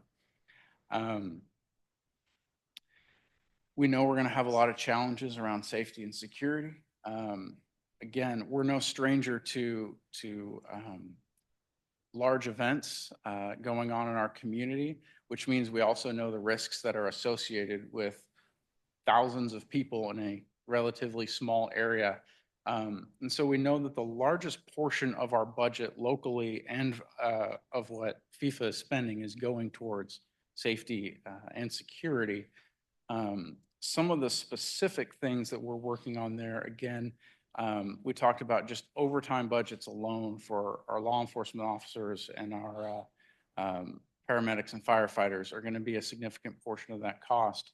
We also recognize that many of the mutual aid partners that we usually rely on to the east in the Kansas City metro area will not be available because they're working with Kansas City or events happening in their own jurisdictions. So we're working on ways that we can look to our west, to our south, other areas where we can draw potential support. Transportation and housing, again, are some challenges. So we know there are a number of construction projects happening around the county. Summer is construction season around here. And now we're going to add a bunch of extra people into that. So our transportation group and our infrastructure group are evaluating some of those construction projects and seeing what might be able to be expedited, what may need to be delayed. in order to have the least amount of impact as possible. Housing, again, being the big one. So I mentioned some of that earlier, what the branch is working on, but it's an estimated need of over 55,000 hotel rooms within a 2.5 hour radius of Kansas City. We are well within that 2.5 hour radius. Will we have enough housing here in order to address all the people coming in just for Kansas City, as well as the base camp on top of it? What challenges are going to arise there? Our code departments are going to be working very hard to make sure that short-term rentals, long-term rentals, campsites even are up to code and are safe places for people to reside, even in a short term. Communications being another very interesting challenge. So trying to put out public information in multiple languages. And we don't even know what languages those may be yet. Of the visitors that the Kansas City area is going to expect, perhaps 54% of them will be from outside of the US, and only 41% of them are going to be from English-speaking countries. So we're evaluating whether we have translation services available that are adequate to meet the needs, even to specific dialects or languages that we may not account for. And another interesting topic on the communication side. So when we have thousands of people in a relatively small area, that does a lot to our cell phones. The public cannot communicate. That also means that first responders may not be able to communicate.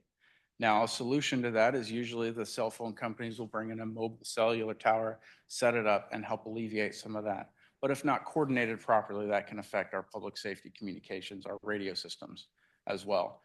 So we're working on ways that we can coordinate the channels and the frequencies that we use, and also coordinate where maybe this other infrastructure is going to go in order to minimize some of these impacts. And I will stand for questions if you have any. Thank you, John. Questions, commissioners? I have one. So in the conversation about fire medical in particular, and there's always talk about well, the other jurisdictions that we normally have mutual aid with will be busy as well. There hasn't been a lot of conversation yet that I've heard of in terms of bringing in our volunteer fire medical responders across the county who are already here and already know how to interface with the paid like LDCFM that we have. So that's something I think there would probably be a need, even if we didn't have a base camp, but especially with this, looking to the future of having some countywide training and just making sure that we're working seamlessly together as jurisdictions. There might even be the opportunity or the need to integrate in some ways some of these volunteers who would not be paramedics, but might be EMT, EMR, and see what the protocols are if they can, dovetail with the services that LDCFM is offering. I think those are some important conversations to be had. I would anticipate that our volunteer services will be much busier. And at $10 a call, it's okay if you get a few calls a week. If you're getting a few calls a day and you have a regular job, $10 a call might not actually fit the bill. So just making sure that the volunteer first responders are thoroughly integrated in the conversation for what that safety and security is going to look like. And the other you mentioned about the cell service, will there be a push or is there something else to get all of our first responders, if possible, onto FirstNet so that they have some priority cell phone coverage during when things are really busy? I know it's offered, it's not everybody has it. It's not a cost to the county or anything. It's just a program that people can sign up for through their cell phones if they are first responders. Is that a conversation, or is FirstNet the right way to solve that, or is there something else? I think commissioners too, this is all stuff we can take back. I don't know that we're going to solve all this tonight, but appreciate the feedback, and Unified can come in, can work on it. That's a great question. It really comes down. You need to use your mic. Should be closer to the mic, Robert. Really comes down to the individual agencies. Not everybody has AT&T, so to make that change is very costly. So I don't know that that's going to happen before World Cup. You know that. I know LPD is on Verizon, I think. So, and conversations in the past, it's just too costly for them to make that switch. So Do you think in terms of paid jurisdictions that have, company phones that are on one company or another? And I'm talking more about your volunteer first responders that they can choose to or choose not to, switch to a company. But most people are aware of, most of the first responders are aware of FirstNet as an opportunity, but I don't know that that's really been communicated, regularly, that might be an important piece for if your cell network is clogged, that first responders are having priority. And we can definitely share that information. They have a family plan now that if you're a first responder, you can actually bring your whole family on. I just did this recently, so they're not getting the priority, but they get a discount on it. But so that's a good point. To your first point, we have no choice but to use volunteers. We are going to be, when we get closer to this, we're going to be looking at resources. We're going to be struggling to get resources, and volunteers are definitely going to have to be involved. So. And they're, in addition to the volunteer, kind of as we already use them, I wonder if it's worth a conversation with some of our paid fire medical, if it's possible to train with, to the point where people would be comfortable with bringing up an EMT or EMR into like a medic unit where they could help offset some of the other skills that are there. Because right now we have generally 2 paramedics on an ambulance. In the past, it wasn't that way. It was an EMT and a paramedic. So it wasn't that long ago that's what we had. And a lot of times when you have a medic unit and a fire truck responding to a medical call, it's because of personnel. It's just you need people to lift and carry and such. They don't necessarily all need to be paramedics. So just kind of making sure we're thinking outside the box and using the resources that we have. They may not always be on a volunteer basis. There may be a need to compensate some people to step up in a more of a full-time way for the 6 weeks or so. Great suggestions. And I think what we can do is take that to that branch, the safety and security branch, and we'll bring that suggestion to them, and they can digest that as they're planning ahead. So thank you. Other questions, Commissioners? Yes, thank you for your presentation. You mentioned impacts to local business, whether it be anticipated revenue or staffing, product availability. Are you anticipating impacts only to Lawrence, or are you also anticipating impacts to Eudora and Baldwin? And Lecompton? That conversation just recently came up, so it's a really good question. So yes, we're conversations about how to include the entire county, although it will be Lawrence focused, but how can we bring, for those very reasons, for those economic impacts? So yes. So then as we think about the other cities across the county, are they like at the table for some of these conversations? Thinking through the chart and the staff, they are not there yet. So their invitations are on the way? Well, of course. Okay. Yeah. All right. That sounds great. Cool. So then as we also think about cultural and experiences branch, I'm just kind of curious. I've heard Explore Lawrence mentioned multiple times. So I just was kind of thinking, might there be an opportunity for interim rebranding, Explore Douglas County? Because otherwise it just might be a little confusing. If people are coming and they're thinking Explore Lawrence, that might be the only opportunity. They might just stay in Lawrence, but Explore Douglas County is a little more inclusive and provides the opportunity to step outside of Lawrence and to see what Explore Douglas County actually looks like. Explore Lawrence is funded with convention and tourism dollars and transient guest tax dollars that come exclusively from the city of Lawrence. But that doesn't mean that we can't partner and collaborate together to do more cross promotion. So I think that's something that as we get closer to planning, it's how do we involve the Baldwin Chamber? How do we involve the Eudora Chamber? How do we involve the Lecompton Chamber if there is one? And so how do we do those things to get them more engaged? But I think they'll, like we did a little bit with Unified Command branding for related to the pandemic, we can do some cross Douglas County branding and with some of that as well. Okay. And so when you saw those branches laid out, those are just the leaders. Under those branches are going to be units or maybe subcommittees if that's easier to understand. But all of these types of conversations will happen. And there'll be multiple entities below those branch directors. We're still early in this. Yes, You know, we yeah. just started this. So. Yeah, thank you. And appreciate the work. Yep. Yeah. I would reiterate that it's a super inclusive list of topics that are already kind of in the works and being talked about and everything. And I'm sure this one is probably also in mind, but I just was thinking of public restrooms, how none of our cities are especially abundant with public restrooms. And that's another thing that I think would be overwhelmed, but it's probably already being. Into the infrastructure conversation, yes. Yeah, I've heard some stories about Times Square, how that's a big issue. Yeah. Any other questions, commissioners? Thank you, Robert and John. Okay. I just want to say thank you for having us, but also that when, as we go through, we'll continue updates to you and come back and keep you informed. Thank you. We're not voting on this item, but it's a regular agenda item, so we'll open it up for public comment.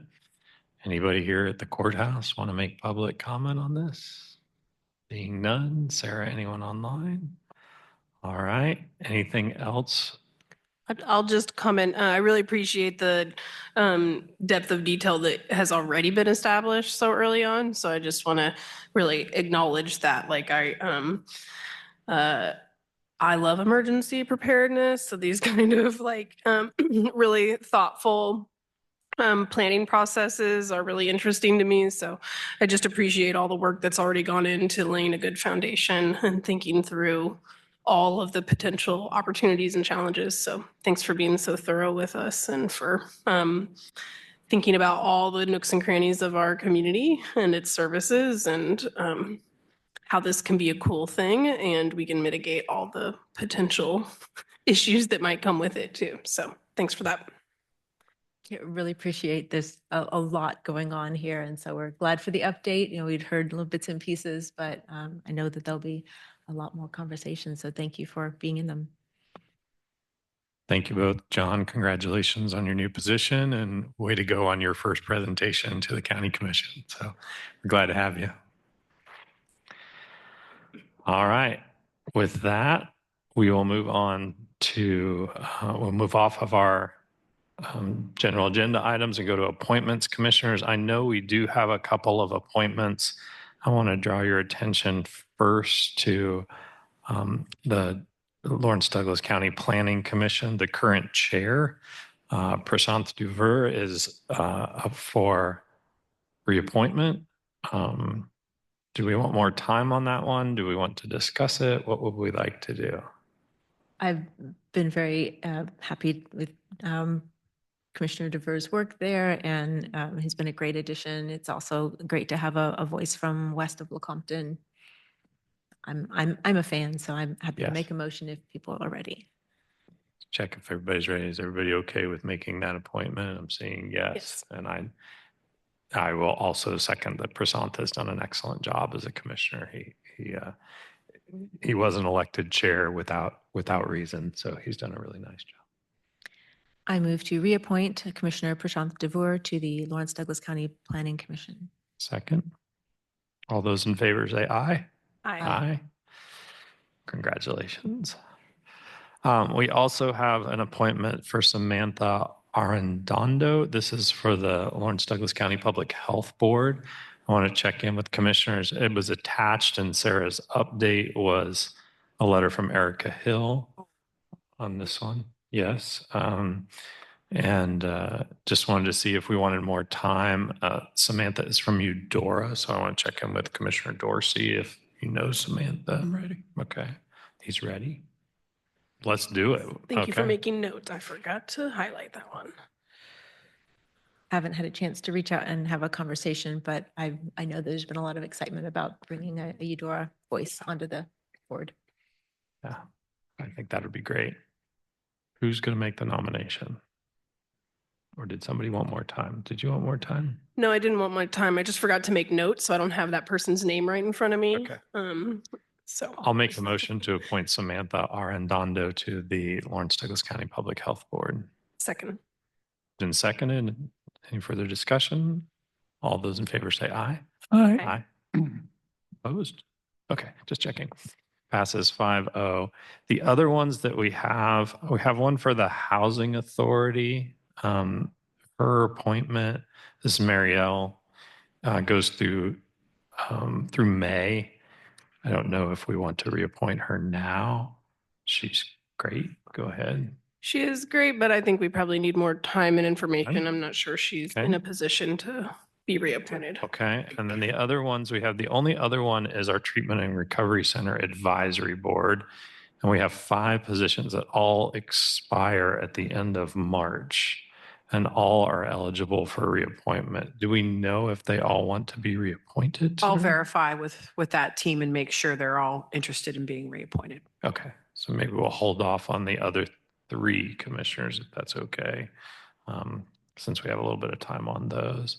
I think that's all we have for appointments unless somebody else has. Well, I had a question. At the last meeting, I think I agreed to be on the MPO board, and by their bylaws, they say I have to be voted on by the full commission. And I don't recall if we took a vote or we just agreed. Make a motion to appoint Commissioner Dorsey to the MPO. Second. Moved and seconded. All those in favor say aye. Aye. Aye. There you go. Thank you. CYA motion. I like it. Done. You can attend meetings now. Any other appointments? Thank you for doing that, Gene. I appreciate it. Don't mean to make light of it. Okay, with that, we will move on to Commissioner and Administrator Miscellaneous, and we typically begin with Sarah's memo. Thank you, Commissioners. Attached is your updated memo. We rescheduled 2 big events from this week because of the weather to next week. The first of which is our annual Employee Service Awards Luncheon, which is going to be next Tuesday, the 25th. So if you can make that date, let us know and we'll get you on there. And then the annual township meeting was rescheduled to a week from tomorrow to the 27th at 5. And let us know if you plan to be there and we'll have dinner for you. Next week, we have a work session on with Bert Nash on their financial situation. And Commissioners, that's all I've got for you tonight.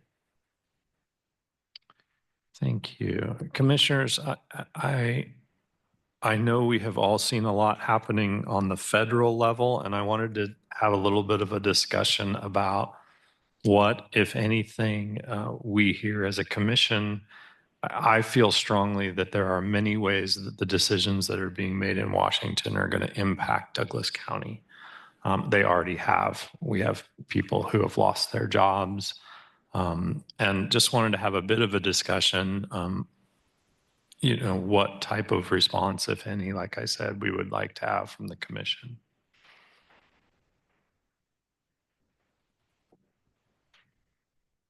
I know I've had some communications, mostly one-way communications with our federal delegation from myself as a person. That does not give me the ability to speak on behalf of the commission.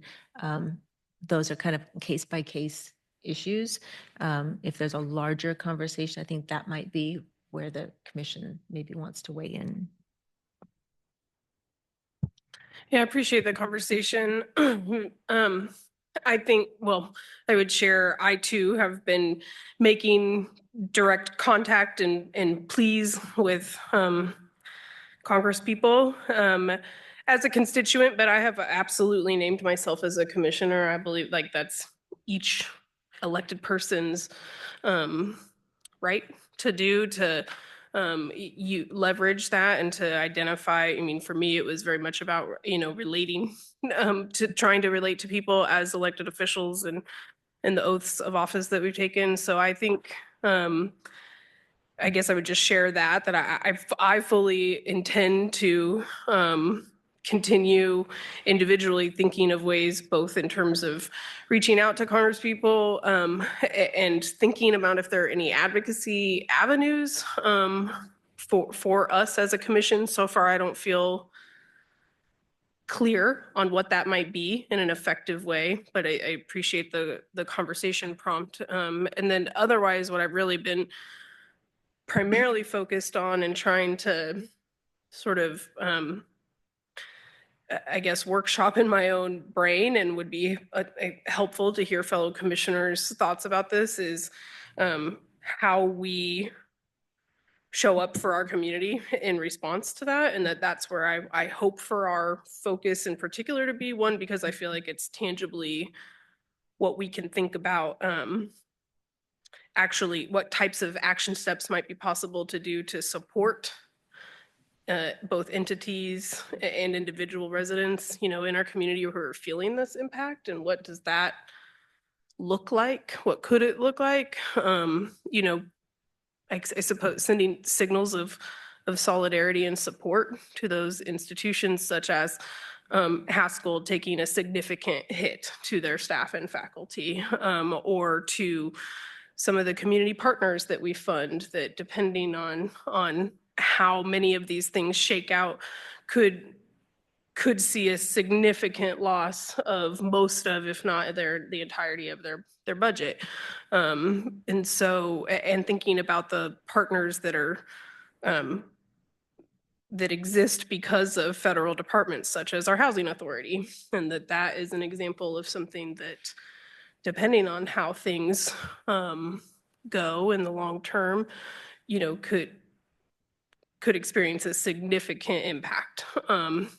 So I suppose that's really where my brain has been, is definitely sort of cataloging all of the different ways in which I think impacts have already occurred, and we're seeing those, and the ways in which those negative impacts might continue to trickle down, and how can we be strong local government partners and find places where we can support. And I think that's going to look different for a bunch of different things, and a lot of impacts that we don't necessarily know. Beyond that, you know, I wondered if there've been times and other instances in the past where, you know, the chair of the commission might submit a formal letter on behalf of the commission, whether that's to our, you know, congressional delegation, state legislators perhaps, or other entities, sort of either in support of something in particular or to maybe express concerns. So I think that's an option on the table, I'll be honest and say I don't know how much impact I feel that something like that would or could have, quite frankly. But I think that's an option on the table for us to act as a body and consider something sort of more formal in writing, in addition to how it is we continue the conversation here about sort of clocking for the detrimental impacts in our community, and what, if anything, we can do as a local government to show up and support. It was very conceptual, not very tangible, but those were my ideas, or where my thoughts have been. No, and I wouldn't be surprised if we have this conversation more than 1 week. So I mean, just based on the pace of what we've seen so far and the impacts of what we've seen so far, you know, I think one of the things that's really struck me is how many people in our community are being impacted by these decisions. You know, whether they work for the University of Kansas and they have a grant that's being defunded, or you know, it's one of our federal workers. You mentioned the housing authority, but we have many federal workers who live here, and we may not know they work federally. You know, they may commute to Kansas City, they may commute to Leavenworth. I talked to somebody the other day who is very nervous about losing her job, and you know, I think I'm very proud of the commission and the thoughtfulness we put behind so many of the decisions we make. And what concerns me is what seems not thoughtful in this space. And that's what I am struggling with and want to, I think there may be space for us to write something. I don't know how much impact it has, but I think, for one, we do represent this community as a whole. It's, you know, one of the larger counties in Kansas. And I think that's an important role that we play. And I also think it sends a message to those who have been impacted that we we hear that. And I think that's an important message when things like this happen. You may not be able to solve it, but recognizing the problem that exists or the challenge that exists, I think is an important step for your community. I think people look to us. They elected us to do that, and sometimes to advocate on their behalf, sometimes to tell them things that is hard to hear, but also to empathize with the situation that they're in. So I'm not against. I think that to me seems the most concrete, maybe, of all the things. But I'm also open to us continually talking about. The cuts to Haskell are significant. I mean, significant not only to the people, but to the operation of that university.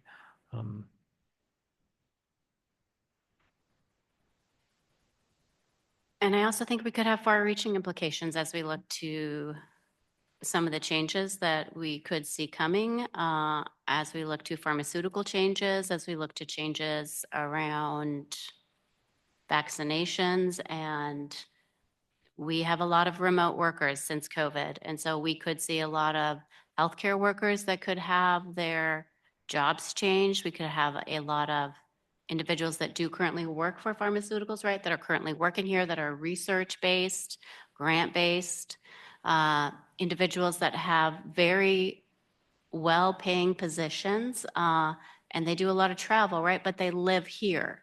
And so as we think about individuals that live here and pay property taxes and support our local economy, and if they may not be able to do that in the interim, and they're looking for that next step, how can we support them, as you said, right? How can we as a Board of County Commissioners support a framework that helps them find that next step, right? As we look to workforce development, how can we be a leader in this space as we know this is happening across the nation? Is there an opportunity to create something that fills that gap, that allows people to step into something, to step into that next opportunity? I don't know, but that's just kind of where my head is going, because we have a lot of individuals that are highly skilled. We're not anticipating this, and sometimes this can lead to anxiety, depression, suicide ideation, unrest at home. It can lead to children seeing their parents fight. It can lead to divorce. It can lead to physical and emotional and verbal abuse, and all sorts of unintended consequences that this administration is not thinking about. But we have the opportunity to think about it and to potentially mitigate that. And I think that's a great opportunity for us to step into and to see what that might look like to support our community. I'm thinking one of our responsibilities as local leaders would be to document the impacts that these decisions are having on our community locally, and elevating that to the federal level, because if we don't tell them, they won't know. And so I think that is kind of what I see as our first and foremost requirement in response to some of the major changes that are being made. We won't have the full range of data to be able to do that just in the short time frame and with all the unknowns. And some of these are things we don't collect data for, people's individual impacts. So it may be anecdotal stories, it may be kind of some broad brush. Certainly if it's something with Haskell, like that is easy to document and it is only happening here. That rises because we can put an impact on that. But that's what I would see as, if we're doing like a letter from the county commission, is to use that to, show what's happening here and what our anticipated impacts are. I've heard a couple of us mention a letter might be good, and maybe that's a good first step. I also might offer to Commissioner Anderson's comments that maybe there's some sort of resource we could put together that describes, I mean, we have a number of services now that are in place to help support this. So connecting them, you mentioned workforce to Peasley or to those, and maybe that's something on our website. I'm not giving out work right now. I see Sarah taking notes, but I just wonder if there's two approaches, one to those people who have been impacted, and then another one to those who are making decisions or, as I've witnessed, not making any decisions, to try to get them to maybe be a little more active in this discussion. Are there a couple of commissioners that might be willing to work on a letter that we could bring back to the commission? I don't want to write a letter with all five of us here as much as I enjoy our time together, but maybe two commissioners could work with staff to come up with something, and we could. Yeah, I think the main issue that affects us most now is the Haskell layoffs. I think for a lot of things, it's kind of too soon yet to see what's going to happen. But certainly the Haskell layoffs has been impactful. Yeah, I would just add, I'll come back to your question in a minute, Commissioner Kelly. I mean, obviously it's true that the example of what happened at Haskell on Friday and how that's sort of progressing is the most sort of concrete impact that has been realized and felt. And it is not the only one. It is the most visible one. And to that I say, which I think means it's important that we highlight, obviously, to both Commissioner Willie and Commissioner Dorsey's point, I also want us to be very mindful that in that particular instance, but across the board when we're thinking about our community partners and other institutions, that we really follow their lead. So at this point, I've been trying to track sort of the communication coming from campus, both Haskell's president and student body government and Board of Regents, and sort of waiting for some direction. One, to know there could be changing information because everything is happening so fast. So the news could be different in a couple days time, and so I think I just want us to be thoughtful about that, and that I don't think Haskell is the only thing for us to think about or write about in this letter. I think we need to be, we can't be fully comprehensive. And to your point, Commissioner Dorsey, like there are some anticipated negative impacts, but that are not realized yet and may not occur. But I also think that we can see the writing on the wall in some of those instances, and that there are more examples. And you mentioned some of the research grants and other things at the other universities in our community, as well as other organizations. So I do think it's important for us to know that we can't be entirely comprehensive, and that new stuff is going to seemingly keep happening and sort of coming at a fast pace. But I appreciate your point, Commissioner Willie, that to sort of present data or tangible examples of those impacts makes the most sense as a way to frame a written letter. But with Haskell in particular, I want us to be really mindful to follow the lead of the university and what it is they're asking from allies in terms of individual community members and other institutions that they're asking to support whatever goal it is that they There sort of is a conceptualize. meeting on Friday at 5:30 at the First Presbyterian Church on Clinton Drive, entitled Haskell Update and Community Response. Yeah, thanks for bringing that up. So I think I'm unable to attend that one, but did see that announcement. And so I think just wanting us to pay attention to that. And I know, staff have connections to all of our community partners, of which Haskell is one. So being able to sort of make sure we touch base and are on the same page about that communication is important. And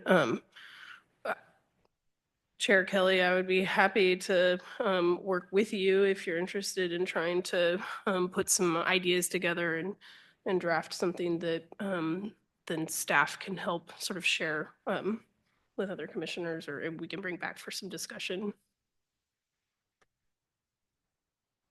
So, okay, with the commission, that's how we'll move forward. Commissioner Dorsey, are you able to attend that on Yeah. Friday? I'll be going Thank there. you. I will likely be there. Okay, well, we better notice it then, Sarah, because I think there's a whole bunch of us that might be attending, so. Send it to me. I don't think I got the notice yet. So if you could email it to me or text it to me, I'll make sure we get it noticed. I think it just came out today or Okay, yesterday. cool. Yeah, it's pretty fresh. Maybe I was. Yeah, Oh, and I would also, Commissioner Anderson, I appreciate your framing of things too. And I think it's an interesting idea for us to conceptualize what it might look like to be a good hub of resource information in terms of being a conduit to sort of all those other places that someone might go after something unexpected and potentially catastrophic to their personal lives looks like. Just thinking about how we really promote the resources that we do have and know that they're not perfect or quick solutions or solutions for everyone in every situation, but that we do have resources here. And so I just appreciate that framing to think about sort of how can we articulate opportunities and resources that exist in our community in spite of everything else. okay, commissioners, any other miscellaneous items? I do have one. I got the email. I think Sarah did. I don't know if it's gotten out to everywhere. So usually the post-COVID, pre-COVID, and then again post-COVID, the chamber would put together a group trip to Washington, D.C. to meet with the federal delegation. We've just been talking about, I think it's a good segue into that. I've been able to go in the past. I think we have a date set for that. It's usually time to coincide with another group of Kansans that will be there around KU. April, I would have to look, April the 14th. You can share it with the commission. I don't have it right in front of me. So maybe just a thought of, is the commission wanting to send someone? In the past, one was the sum total of who we could send. Is it important enough, given the conversations we're having, to try and send two? I just would put that up in the conversation. Because I've had a lot of at least one-way communication with a lot of these folks and then have met them in person a couple of times, would be glad to go, but also don't need to be the one. Can share the date with the commissioner. We can got some time to talk about who wants to go, whose calendar permits it. Commissioner Dorsey, did you have something? Yes, I would like more time to digest the weekly agenda. Especially if there's a meaty issue that is going to come up. Maybe it's just my mental acuity at my advanced age, but I would like a little more time. I asked Siri what my life expectancy was the other day, and she changed the subject. So I don't know what that means. But anyway, I was thinking maybe in March would be a good time to perhaps, I think you're going to skip a meeting in March, aren't you? Maybe we could release the agendas on Wednesday instead of Friday for the following Wednesday.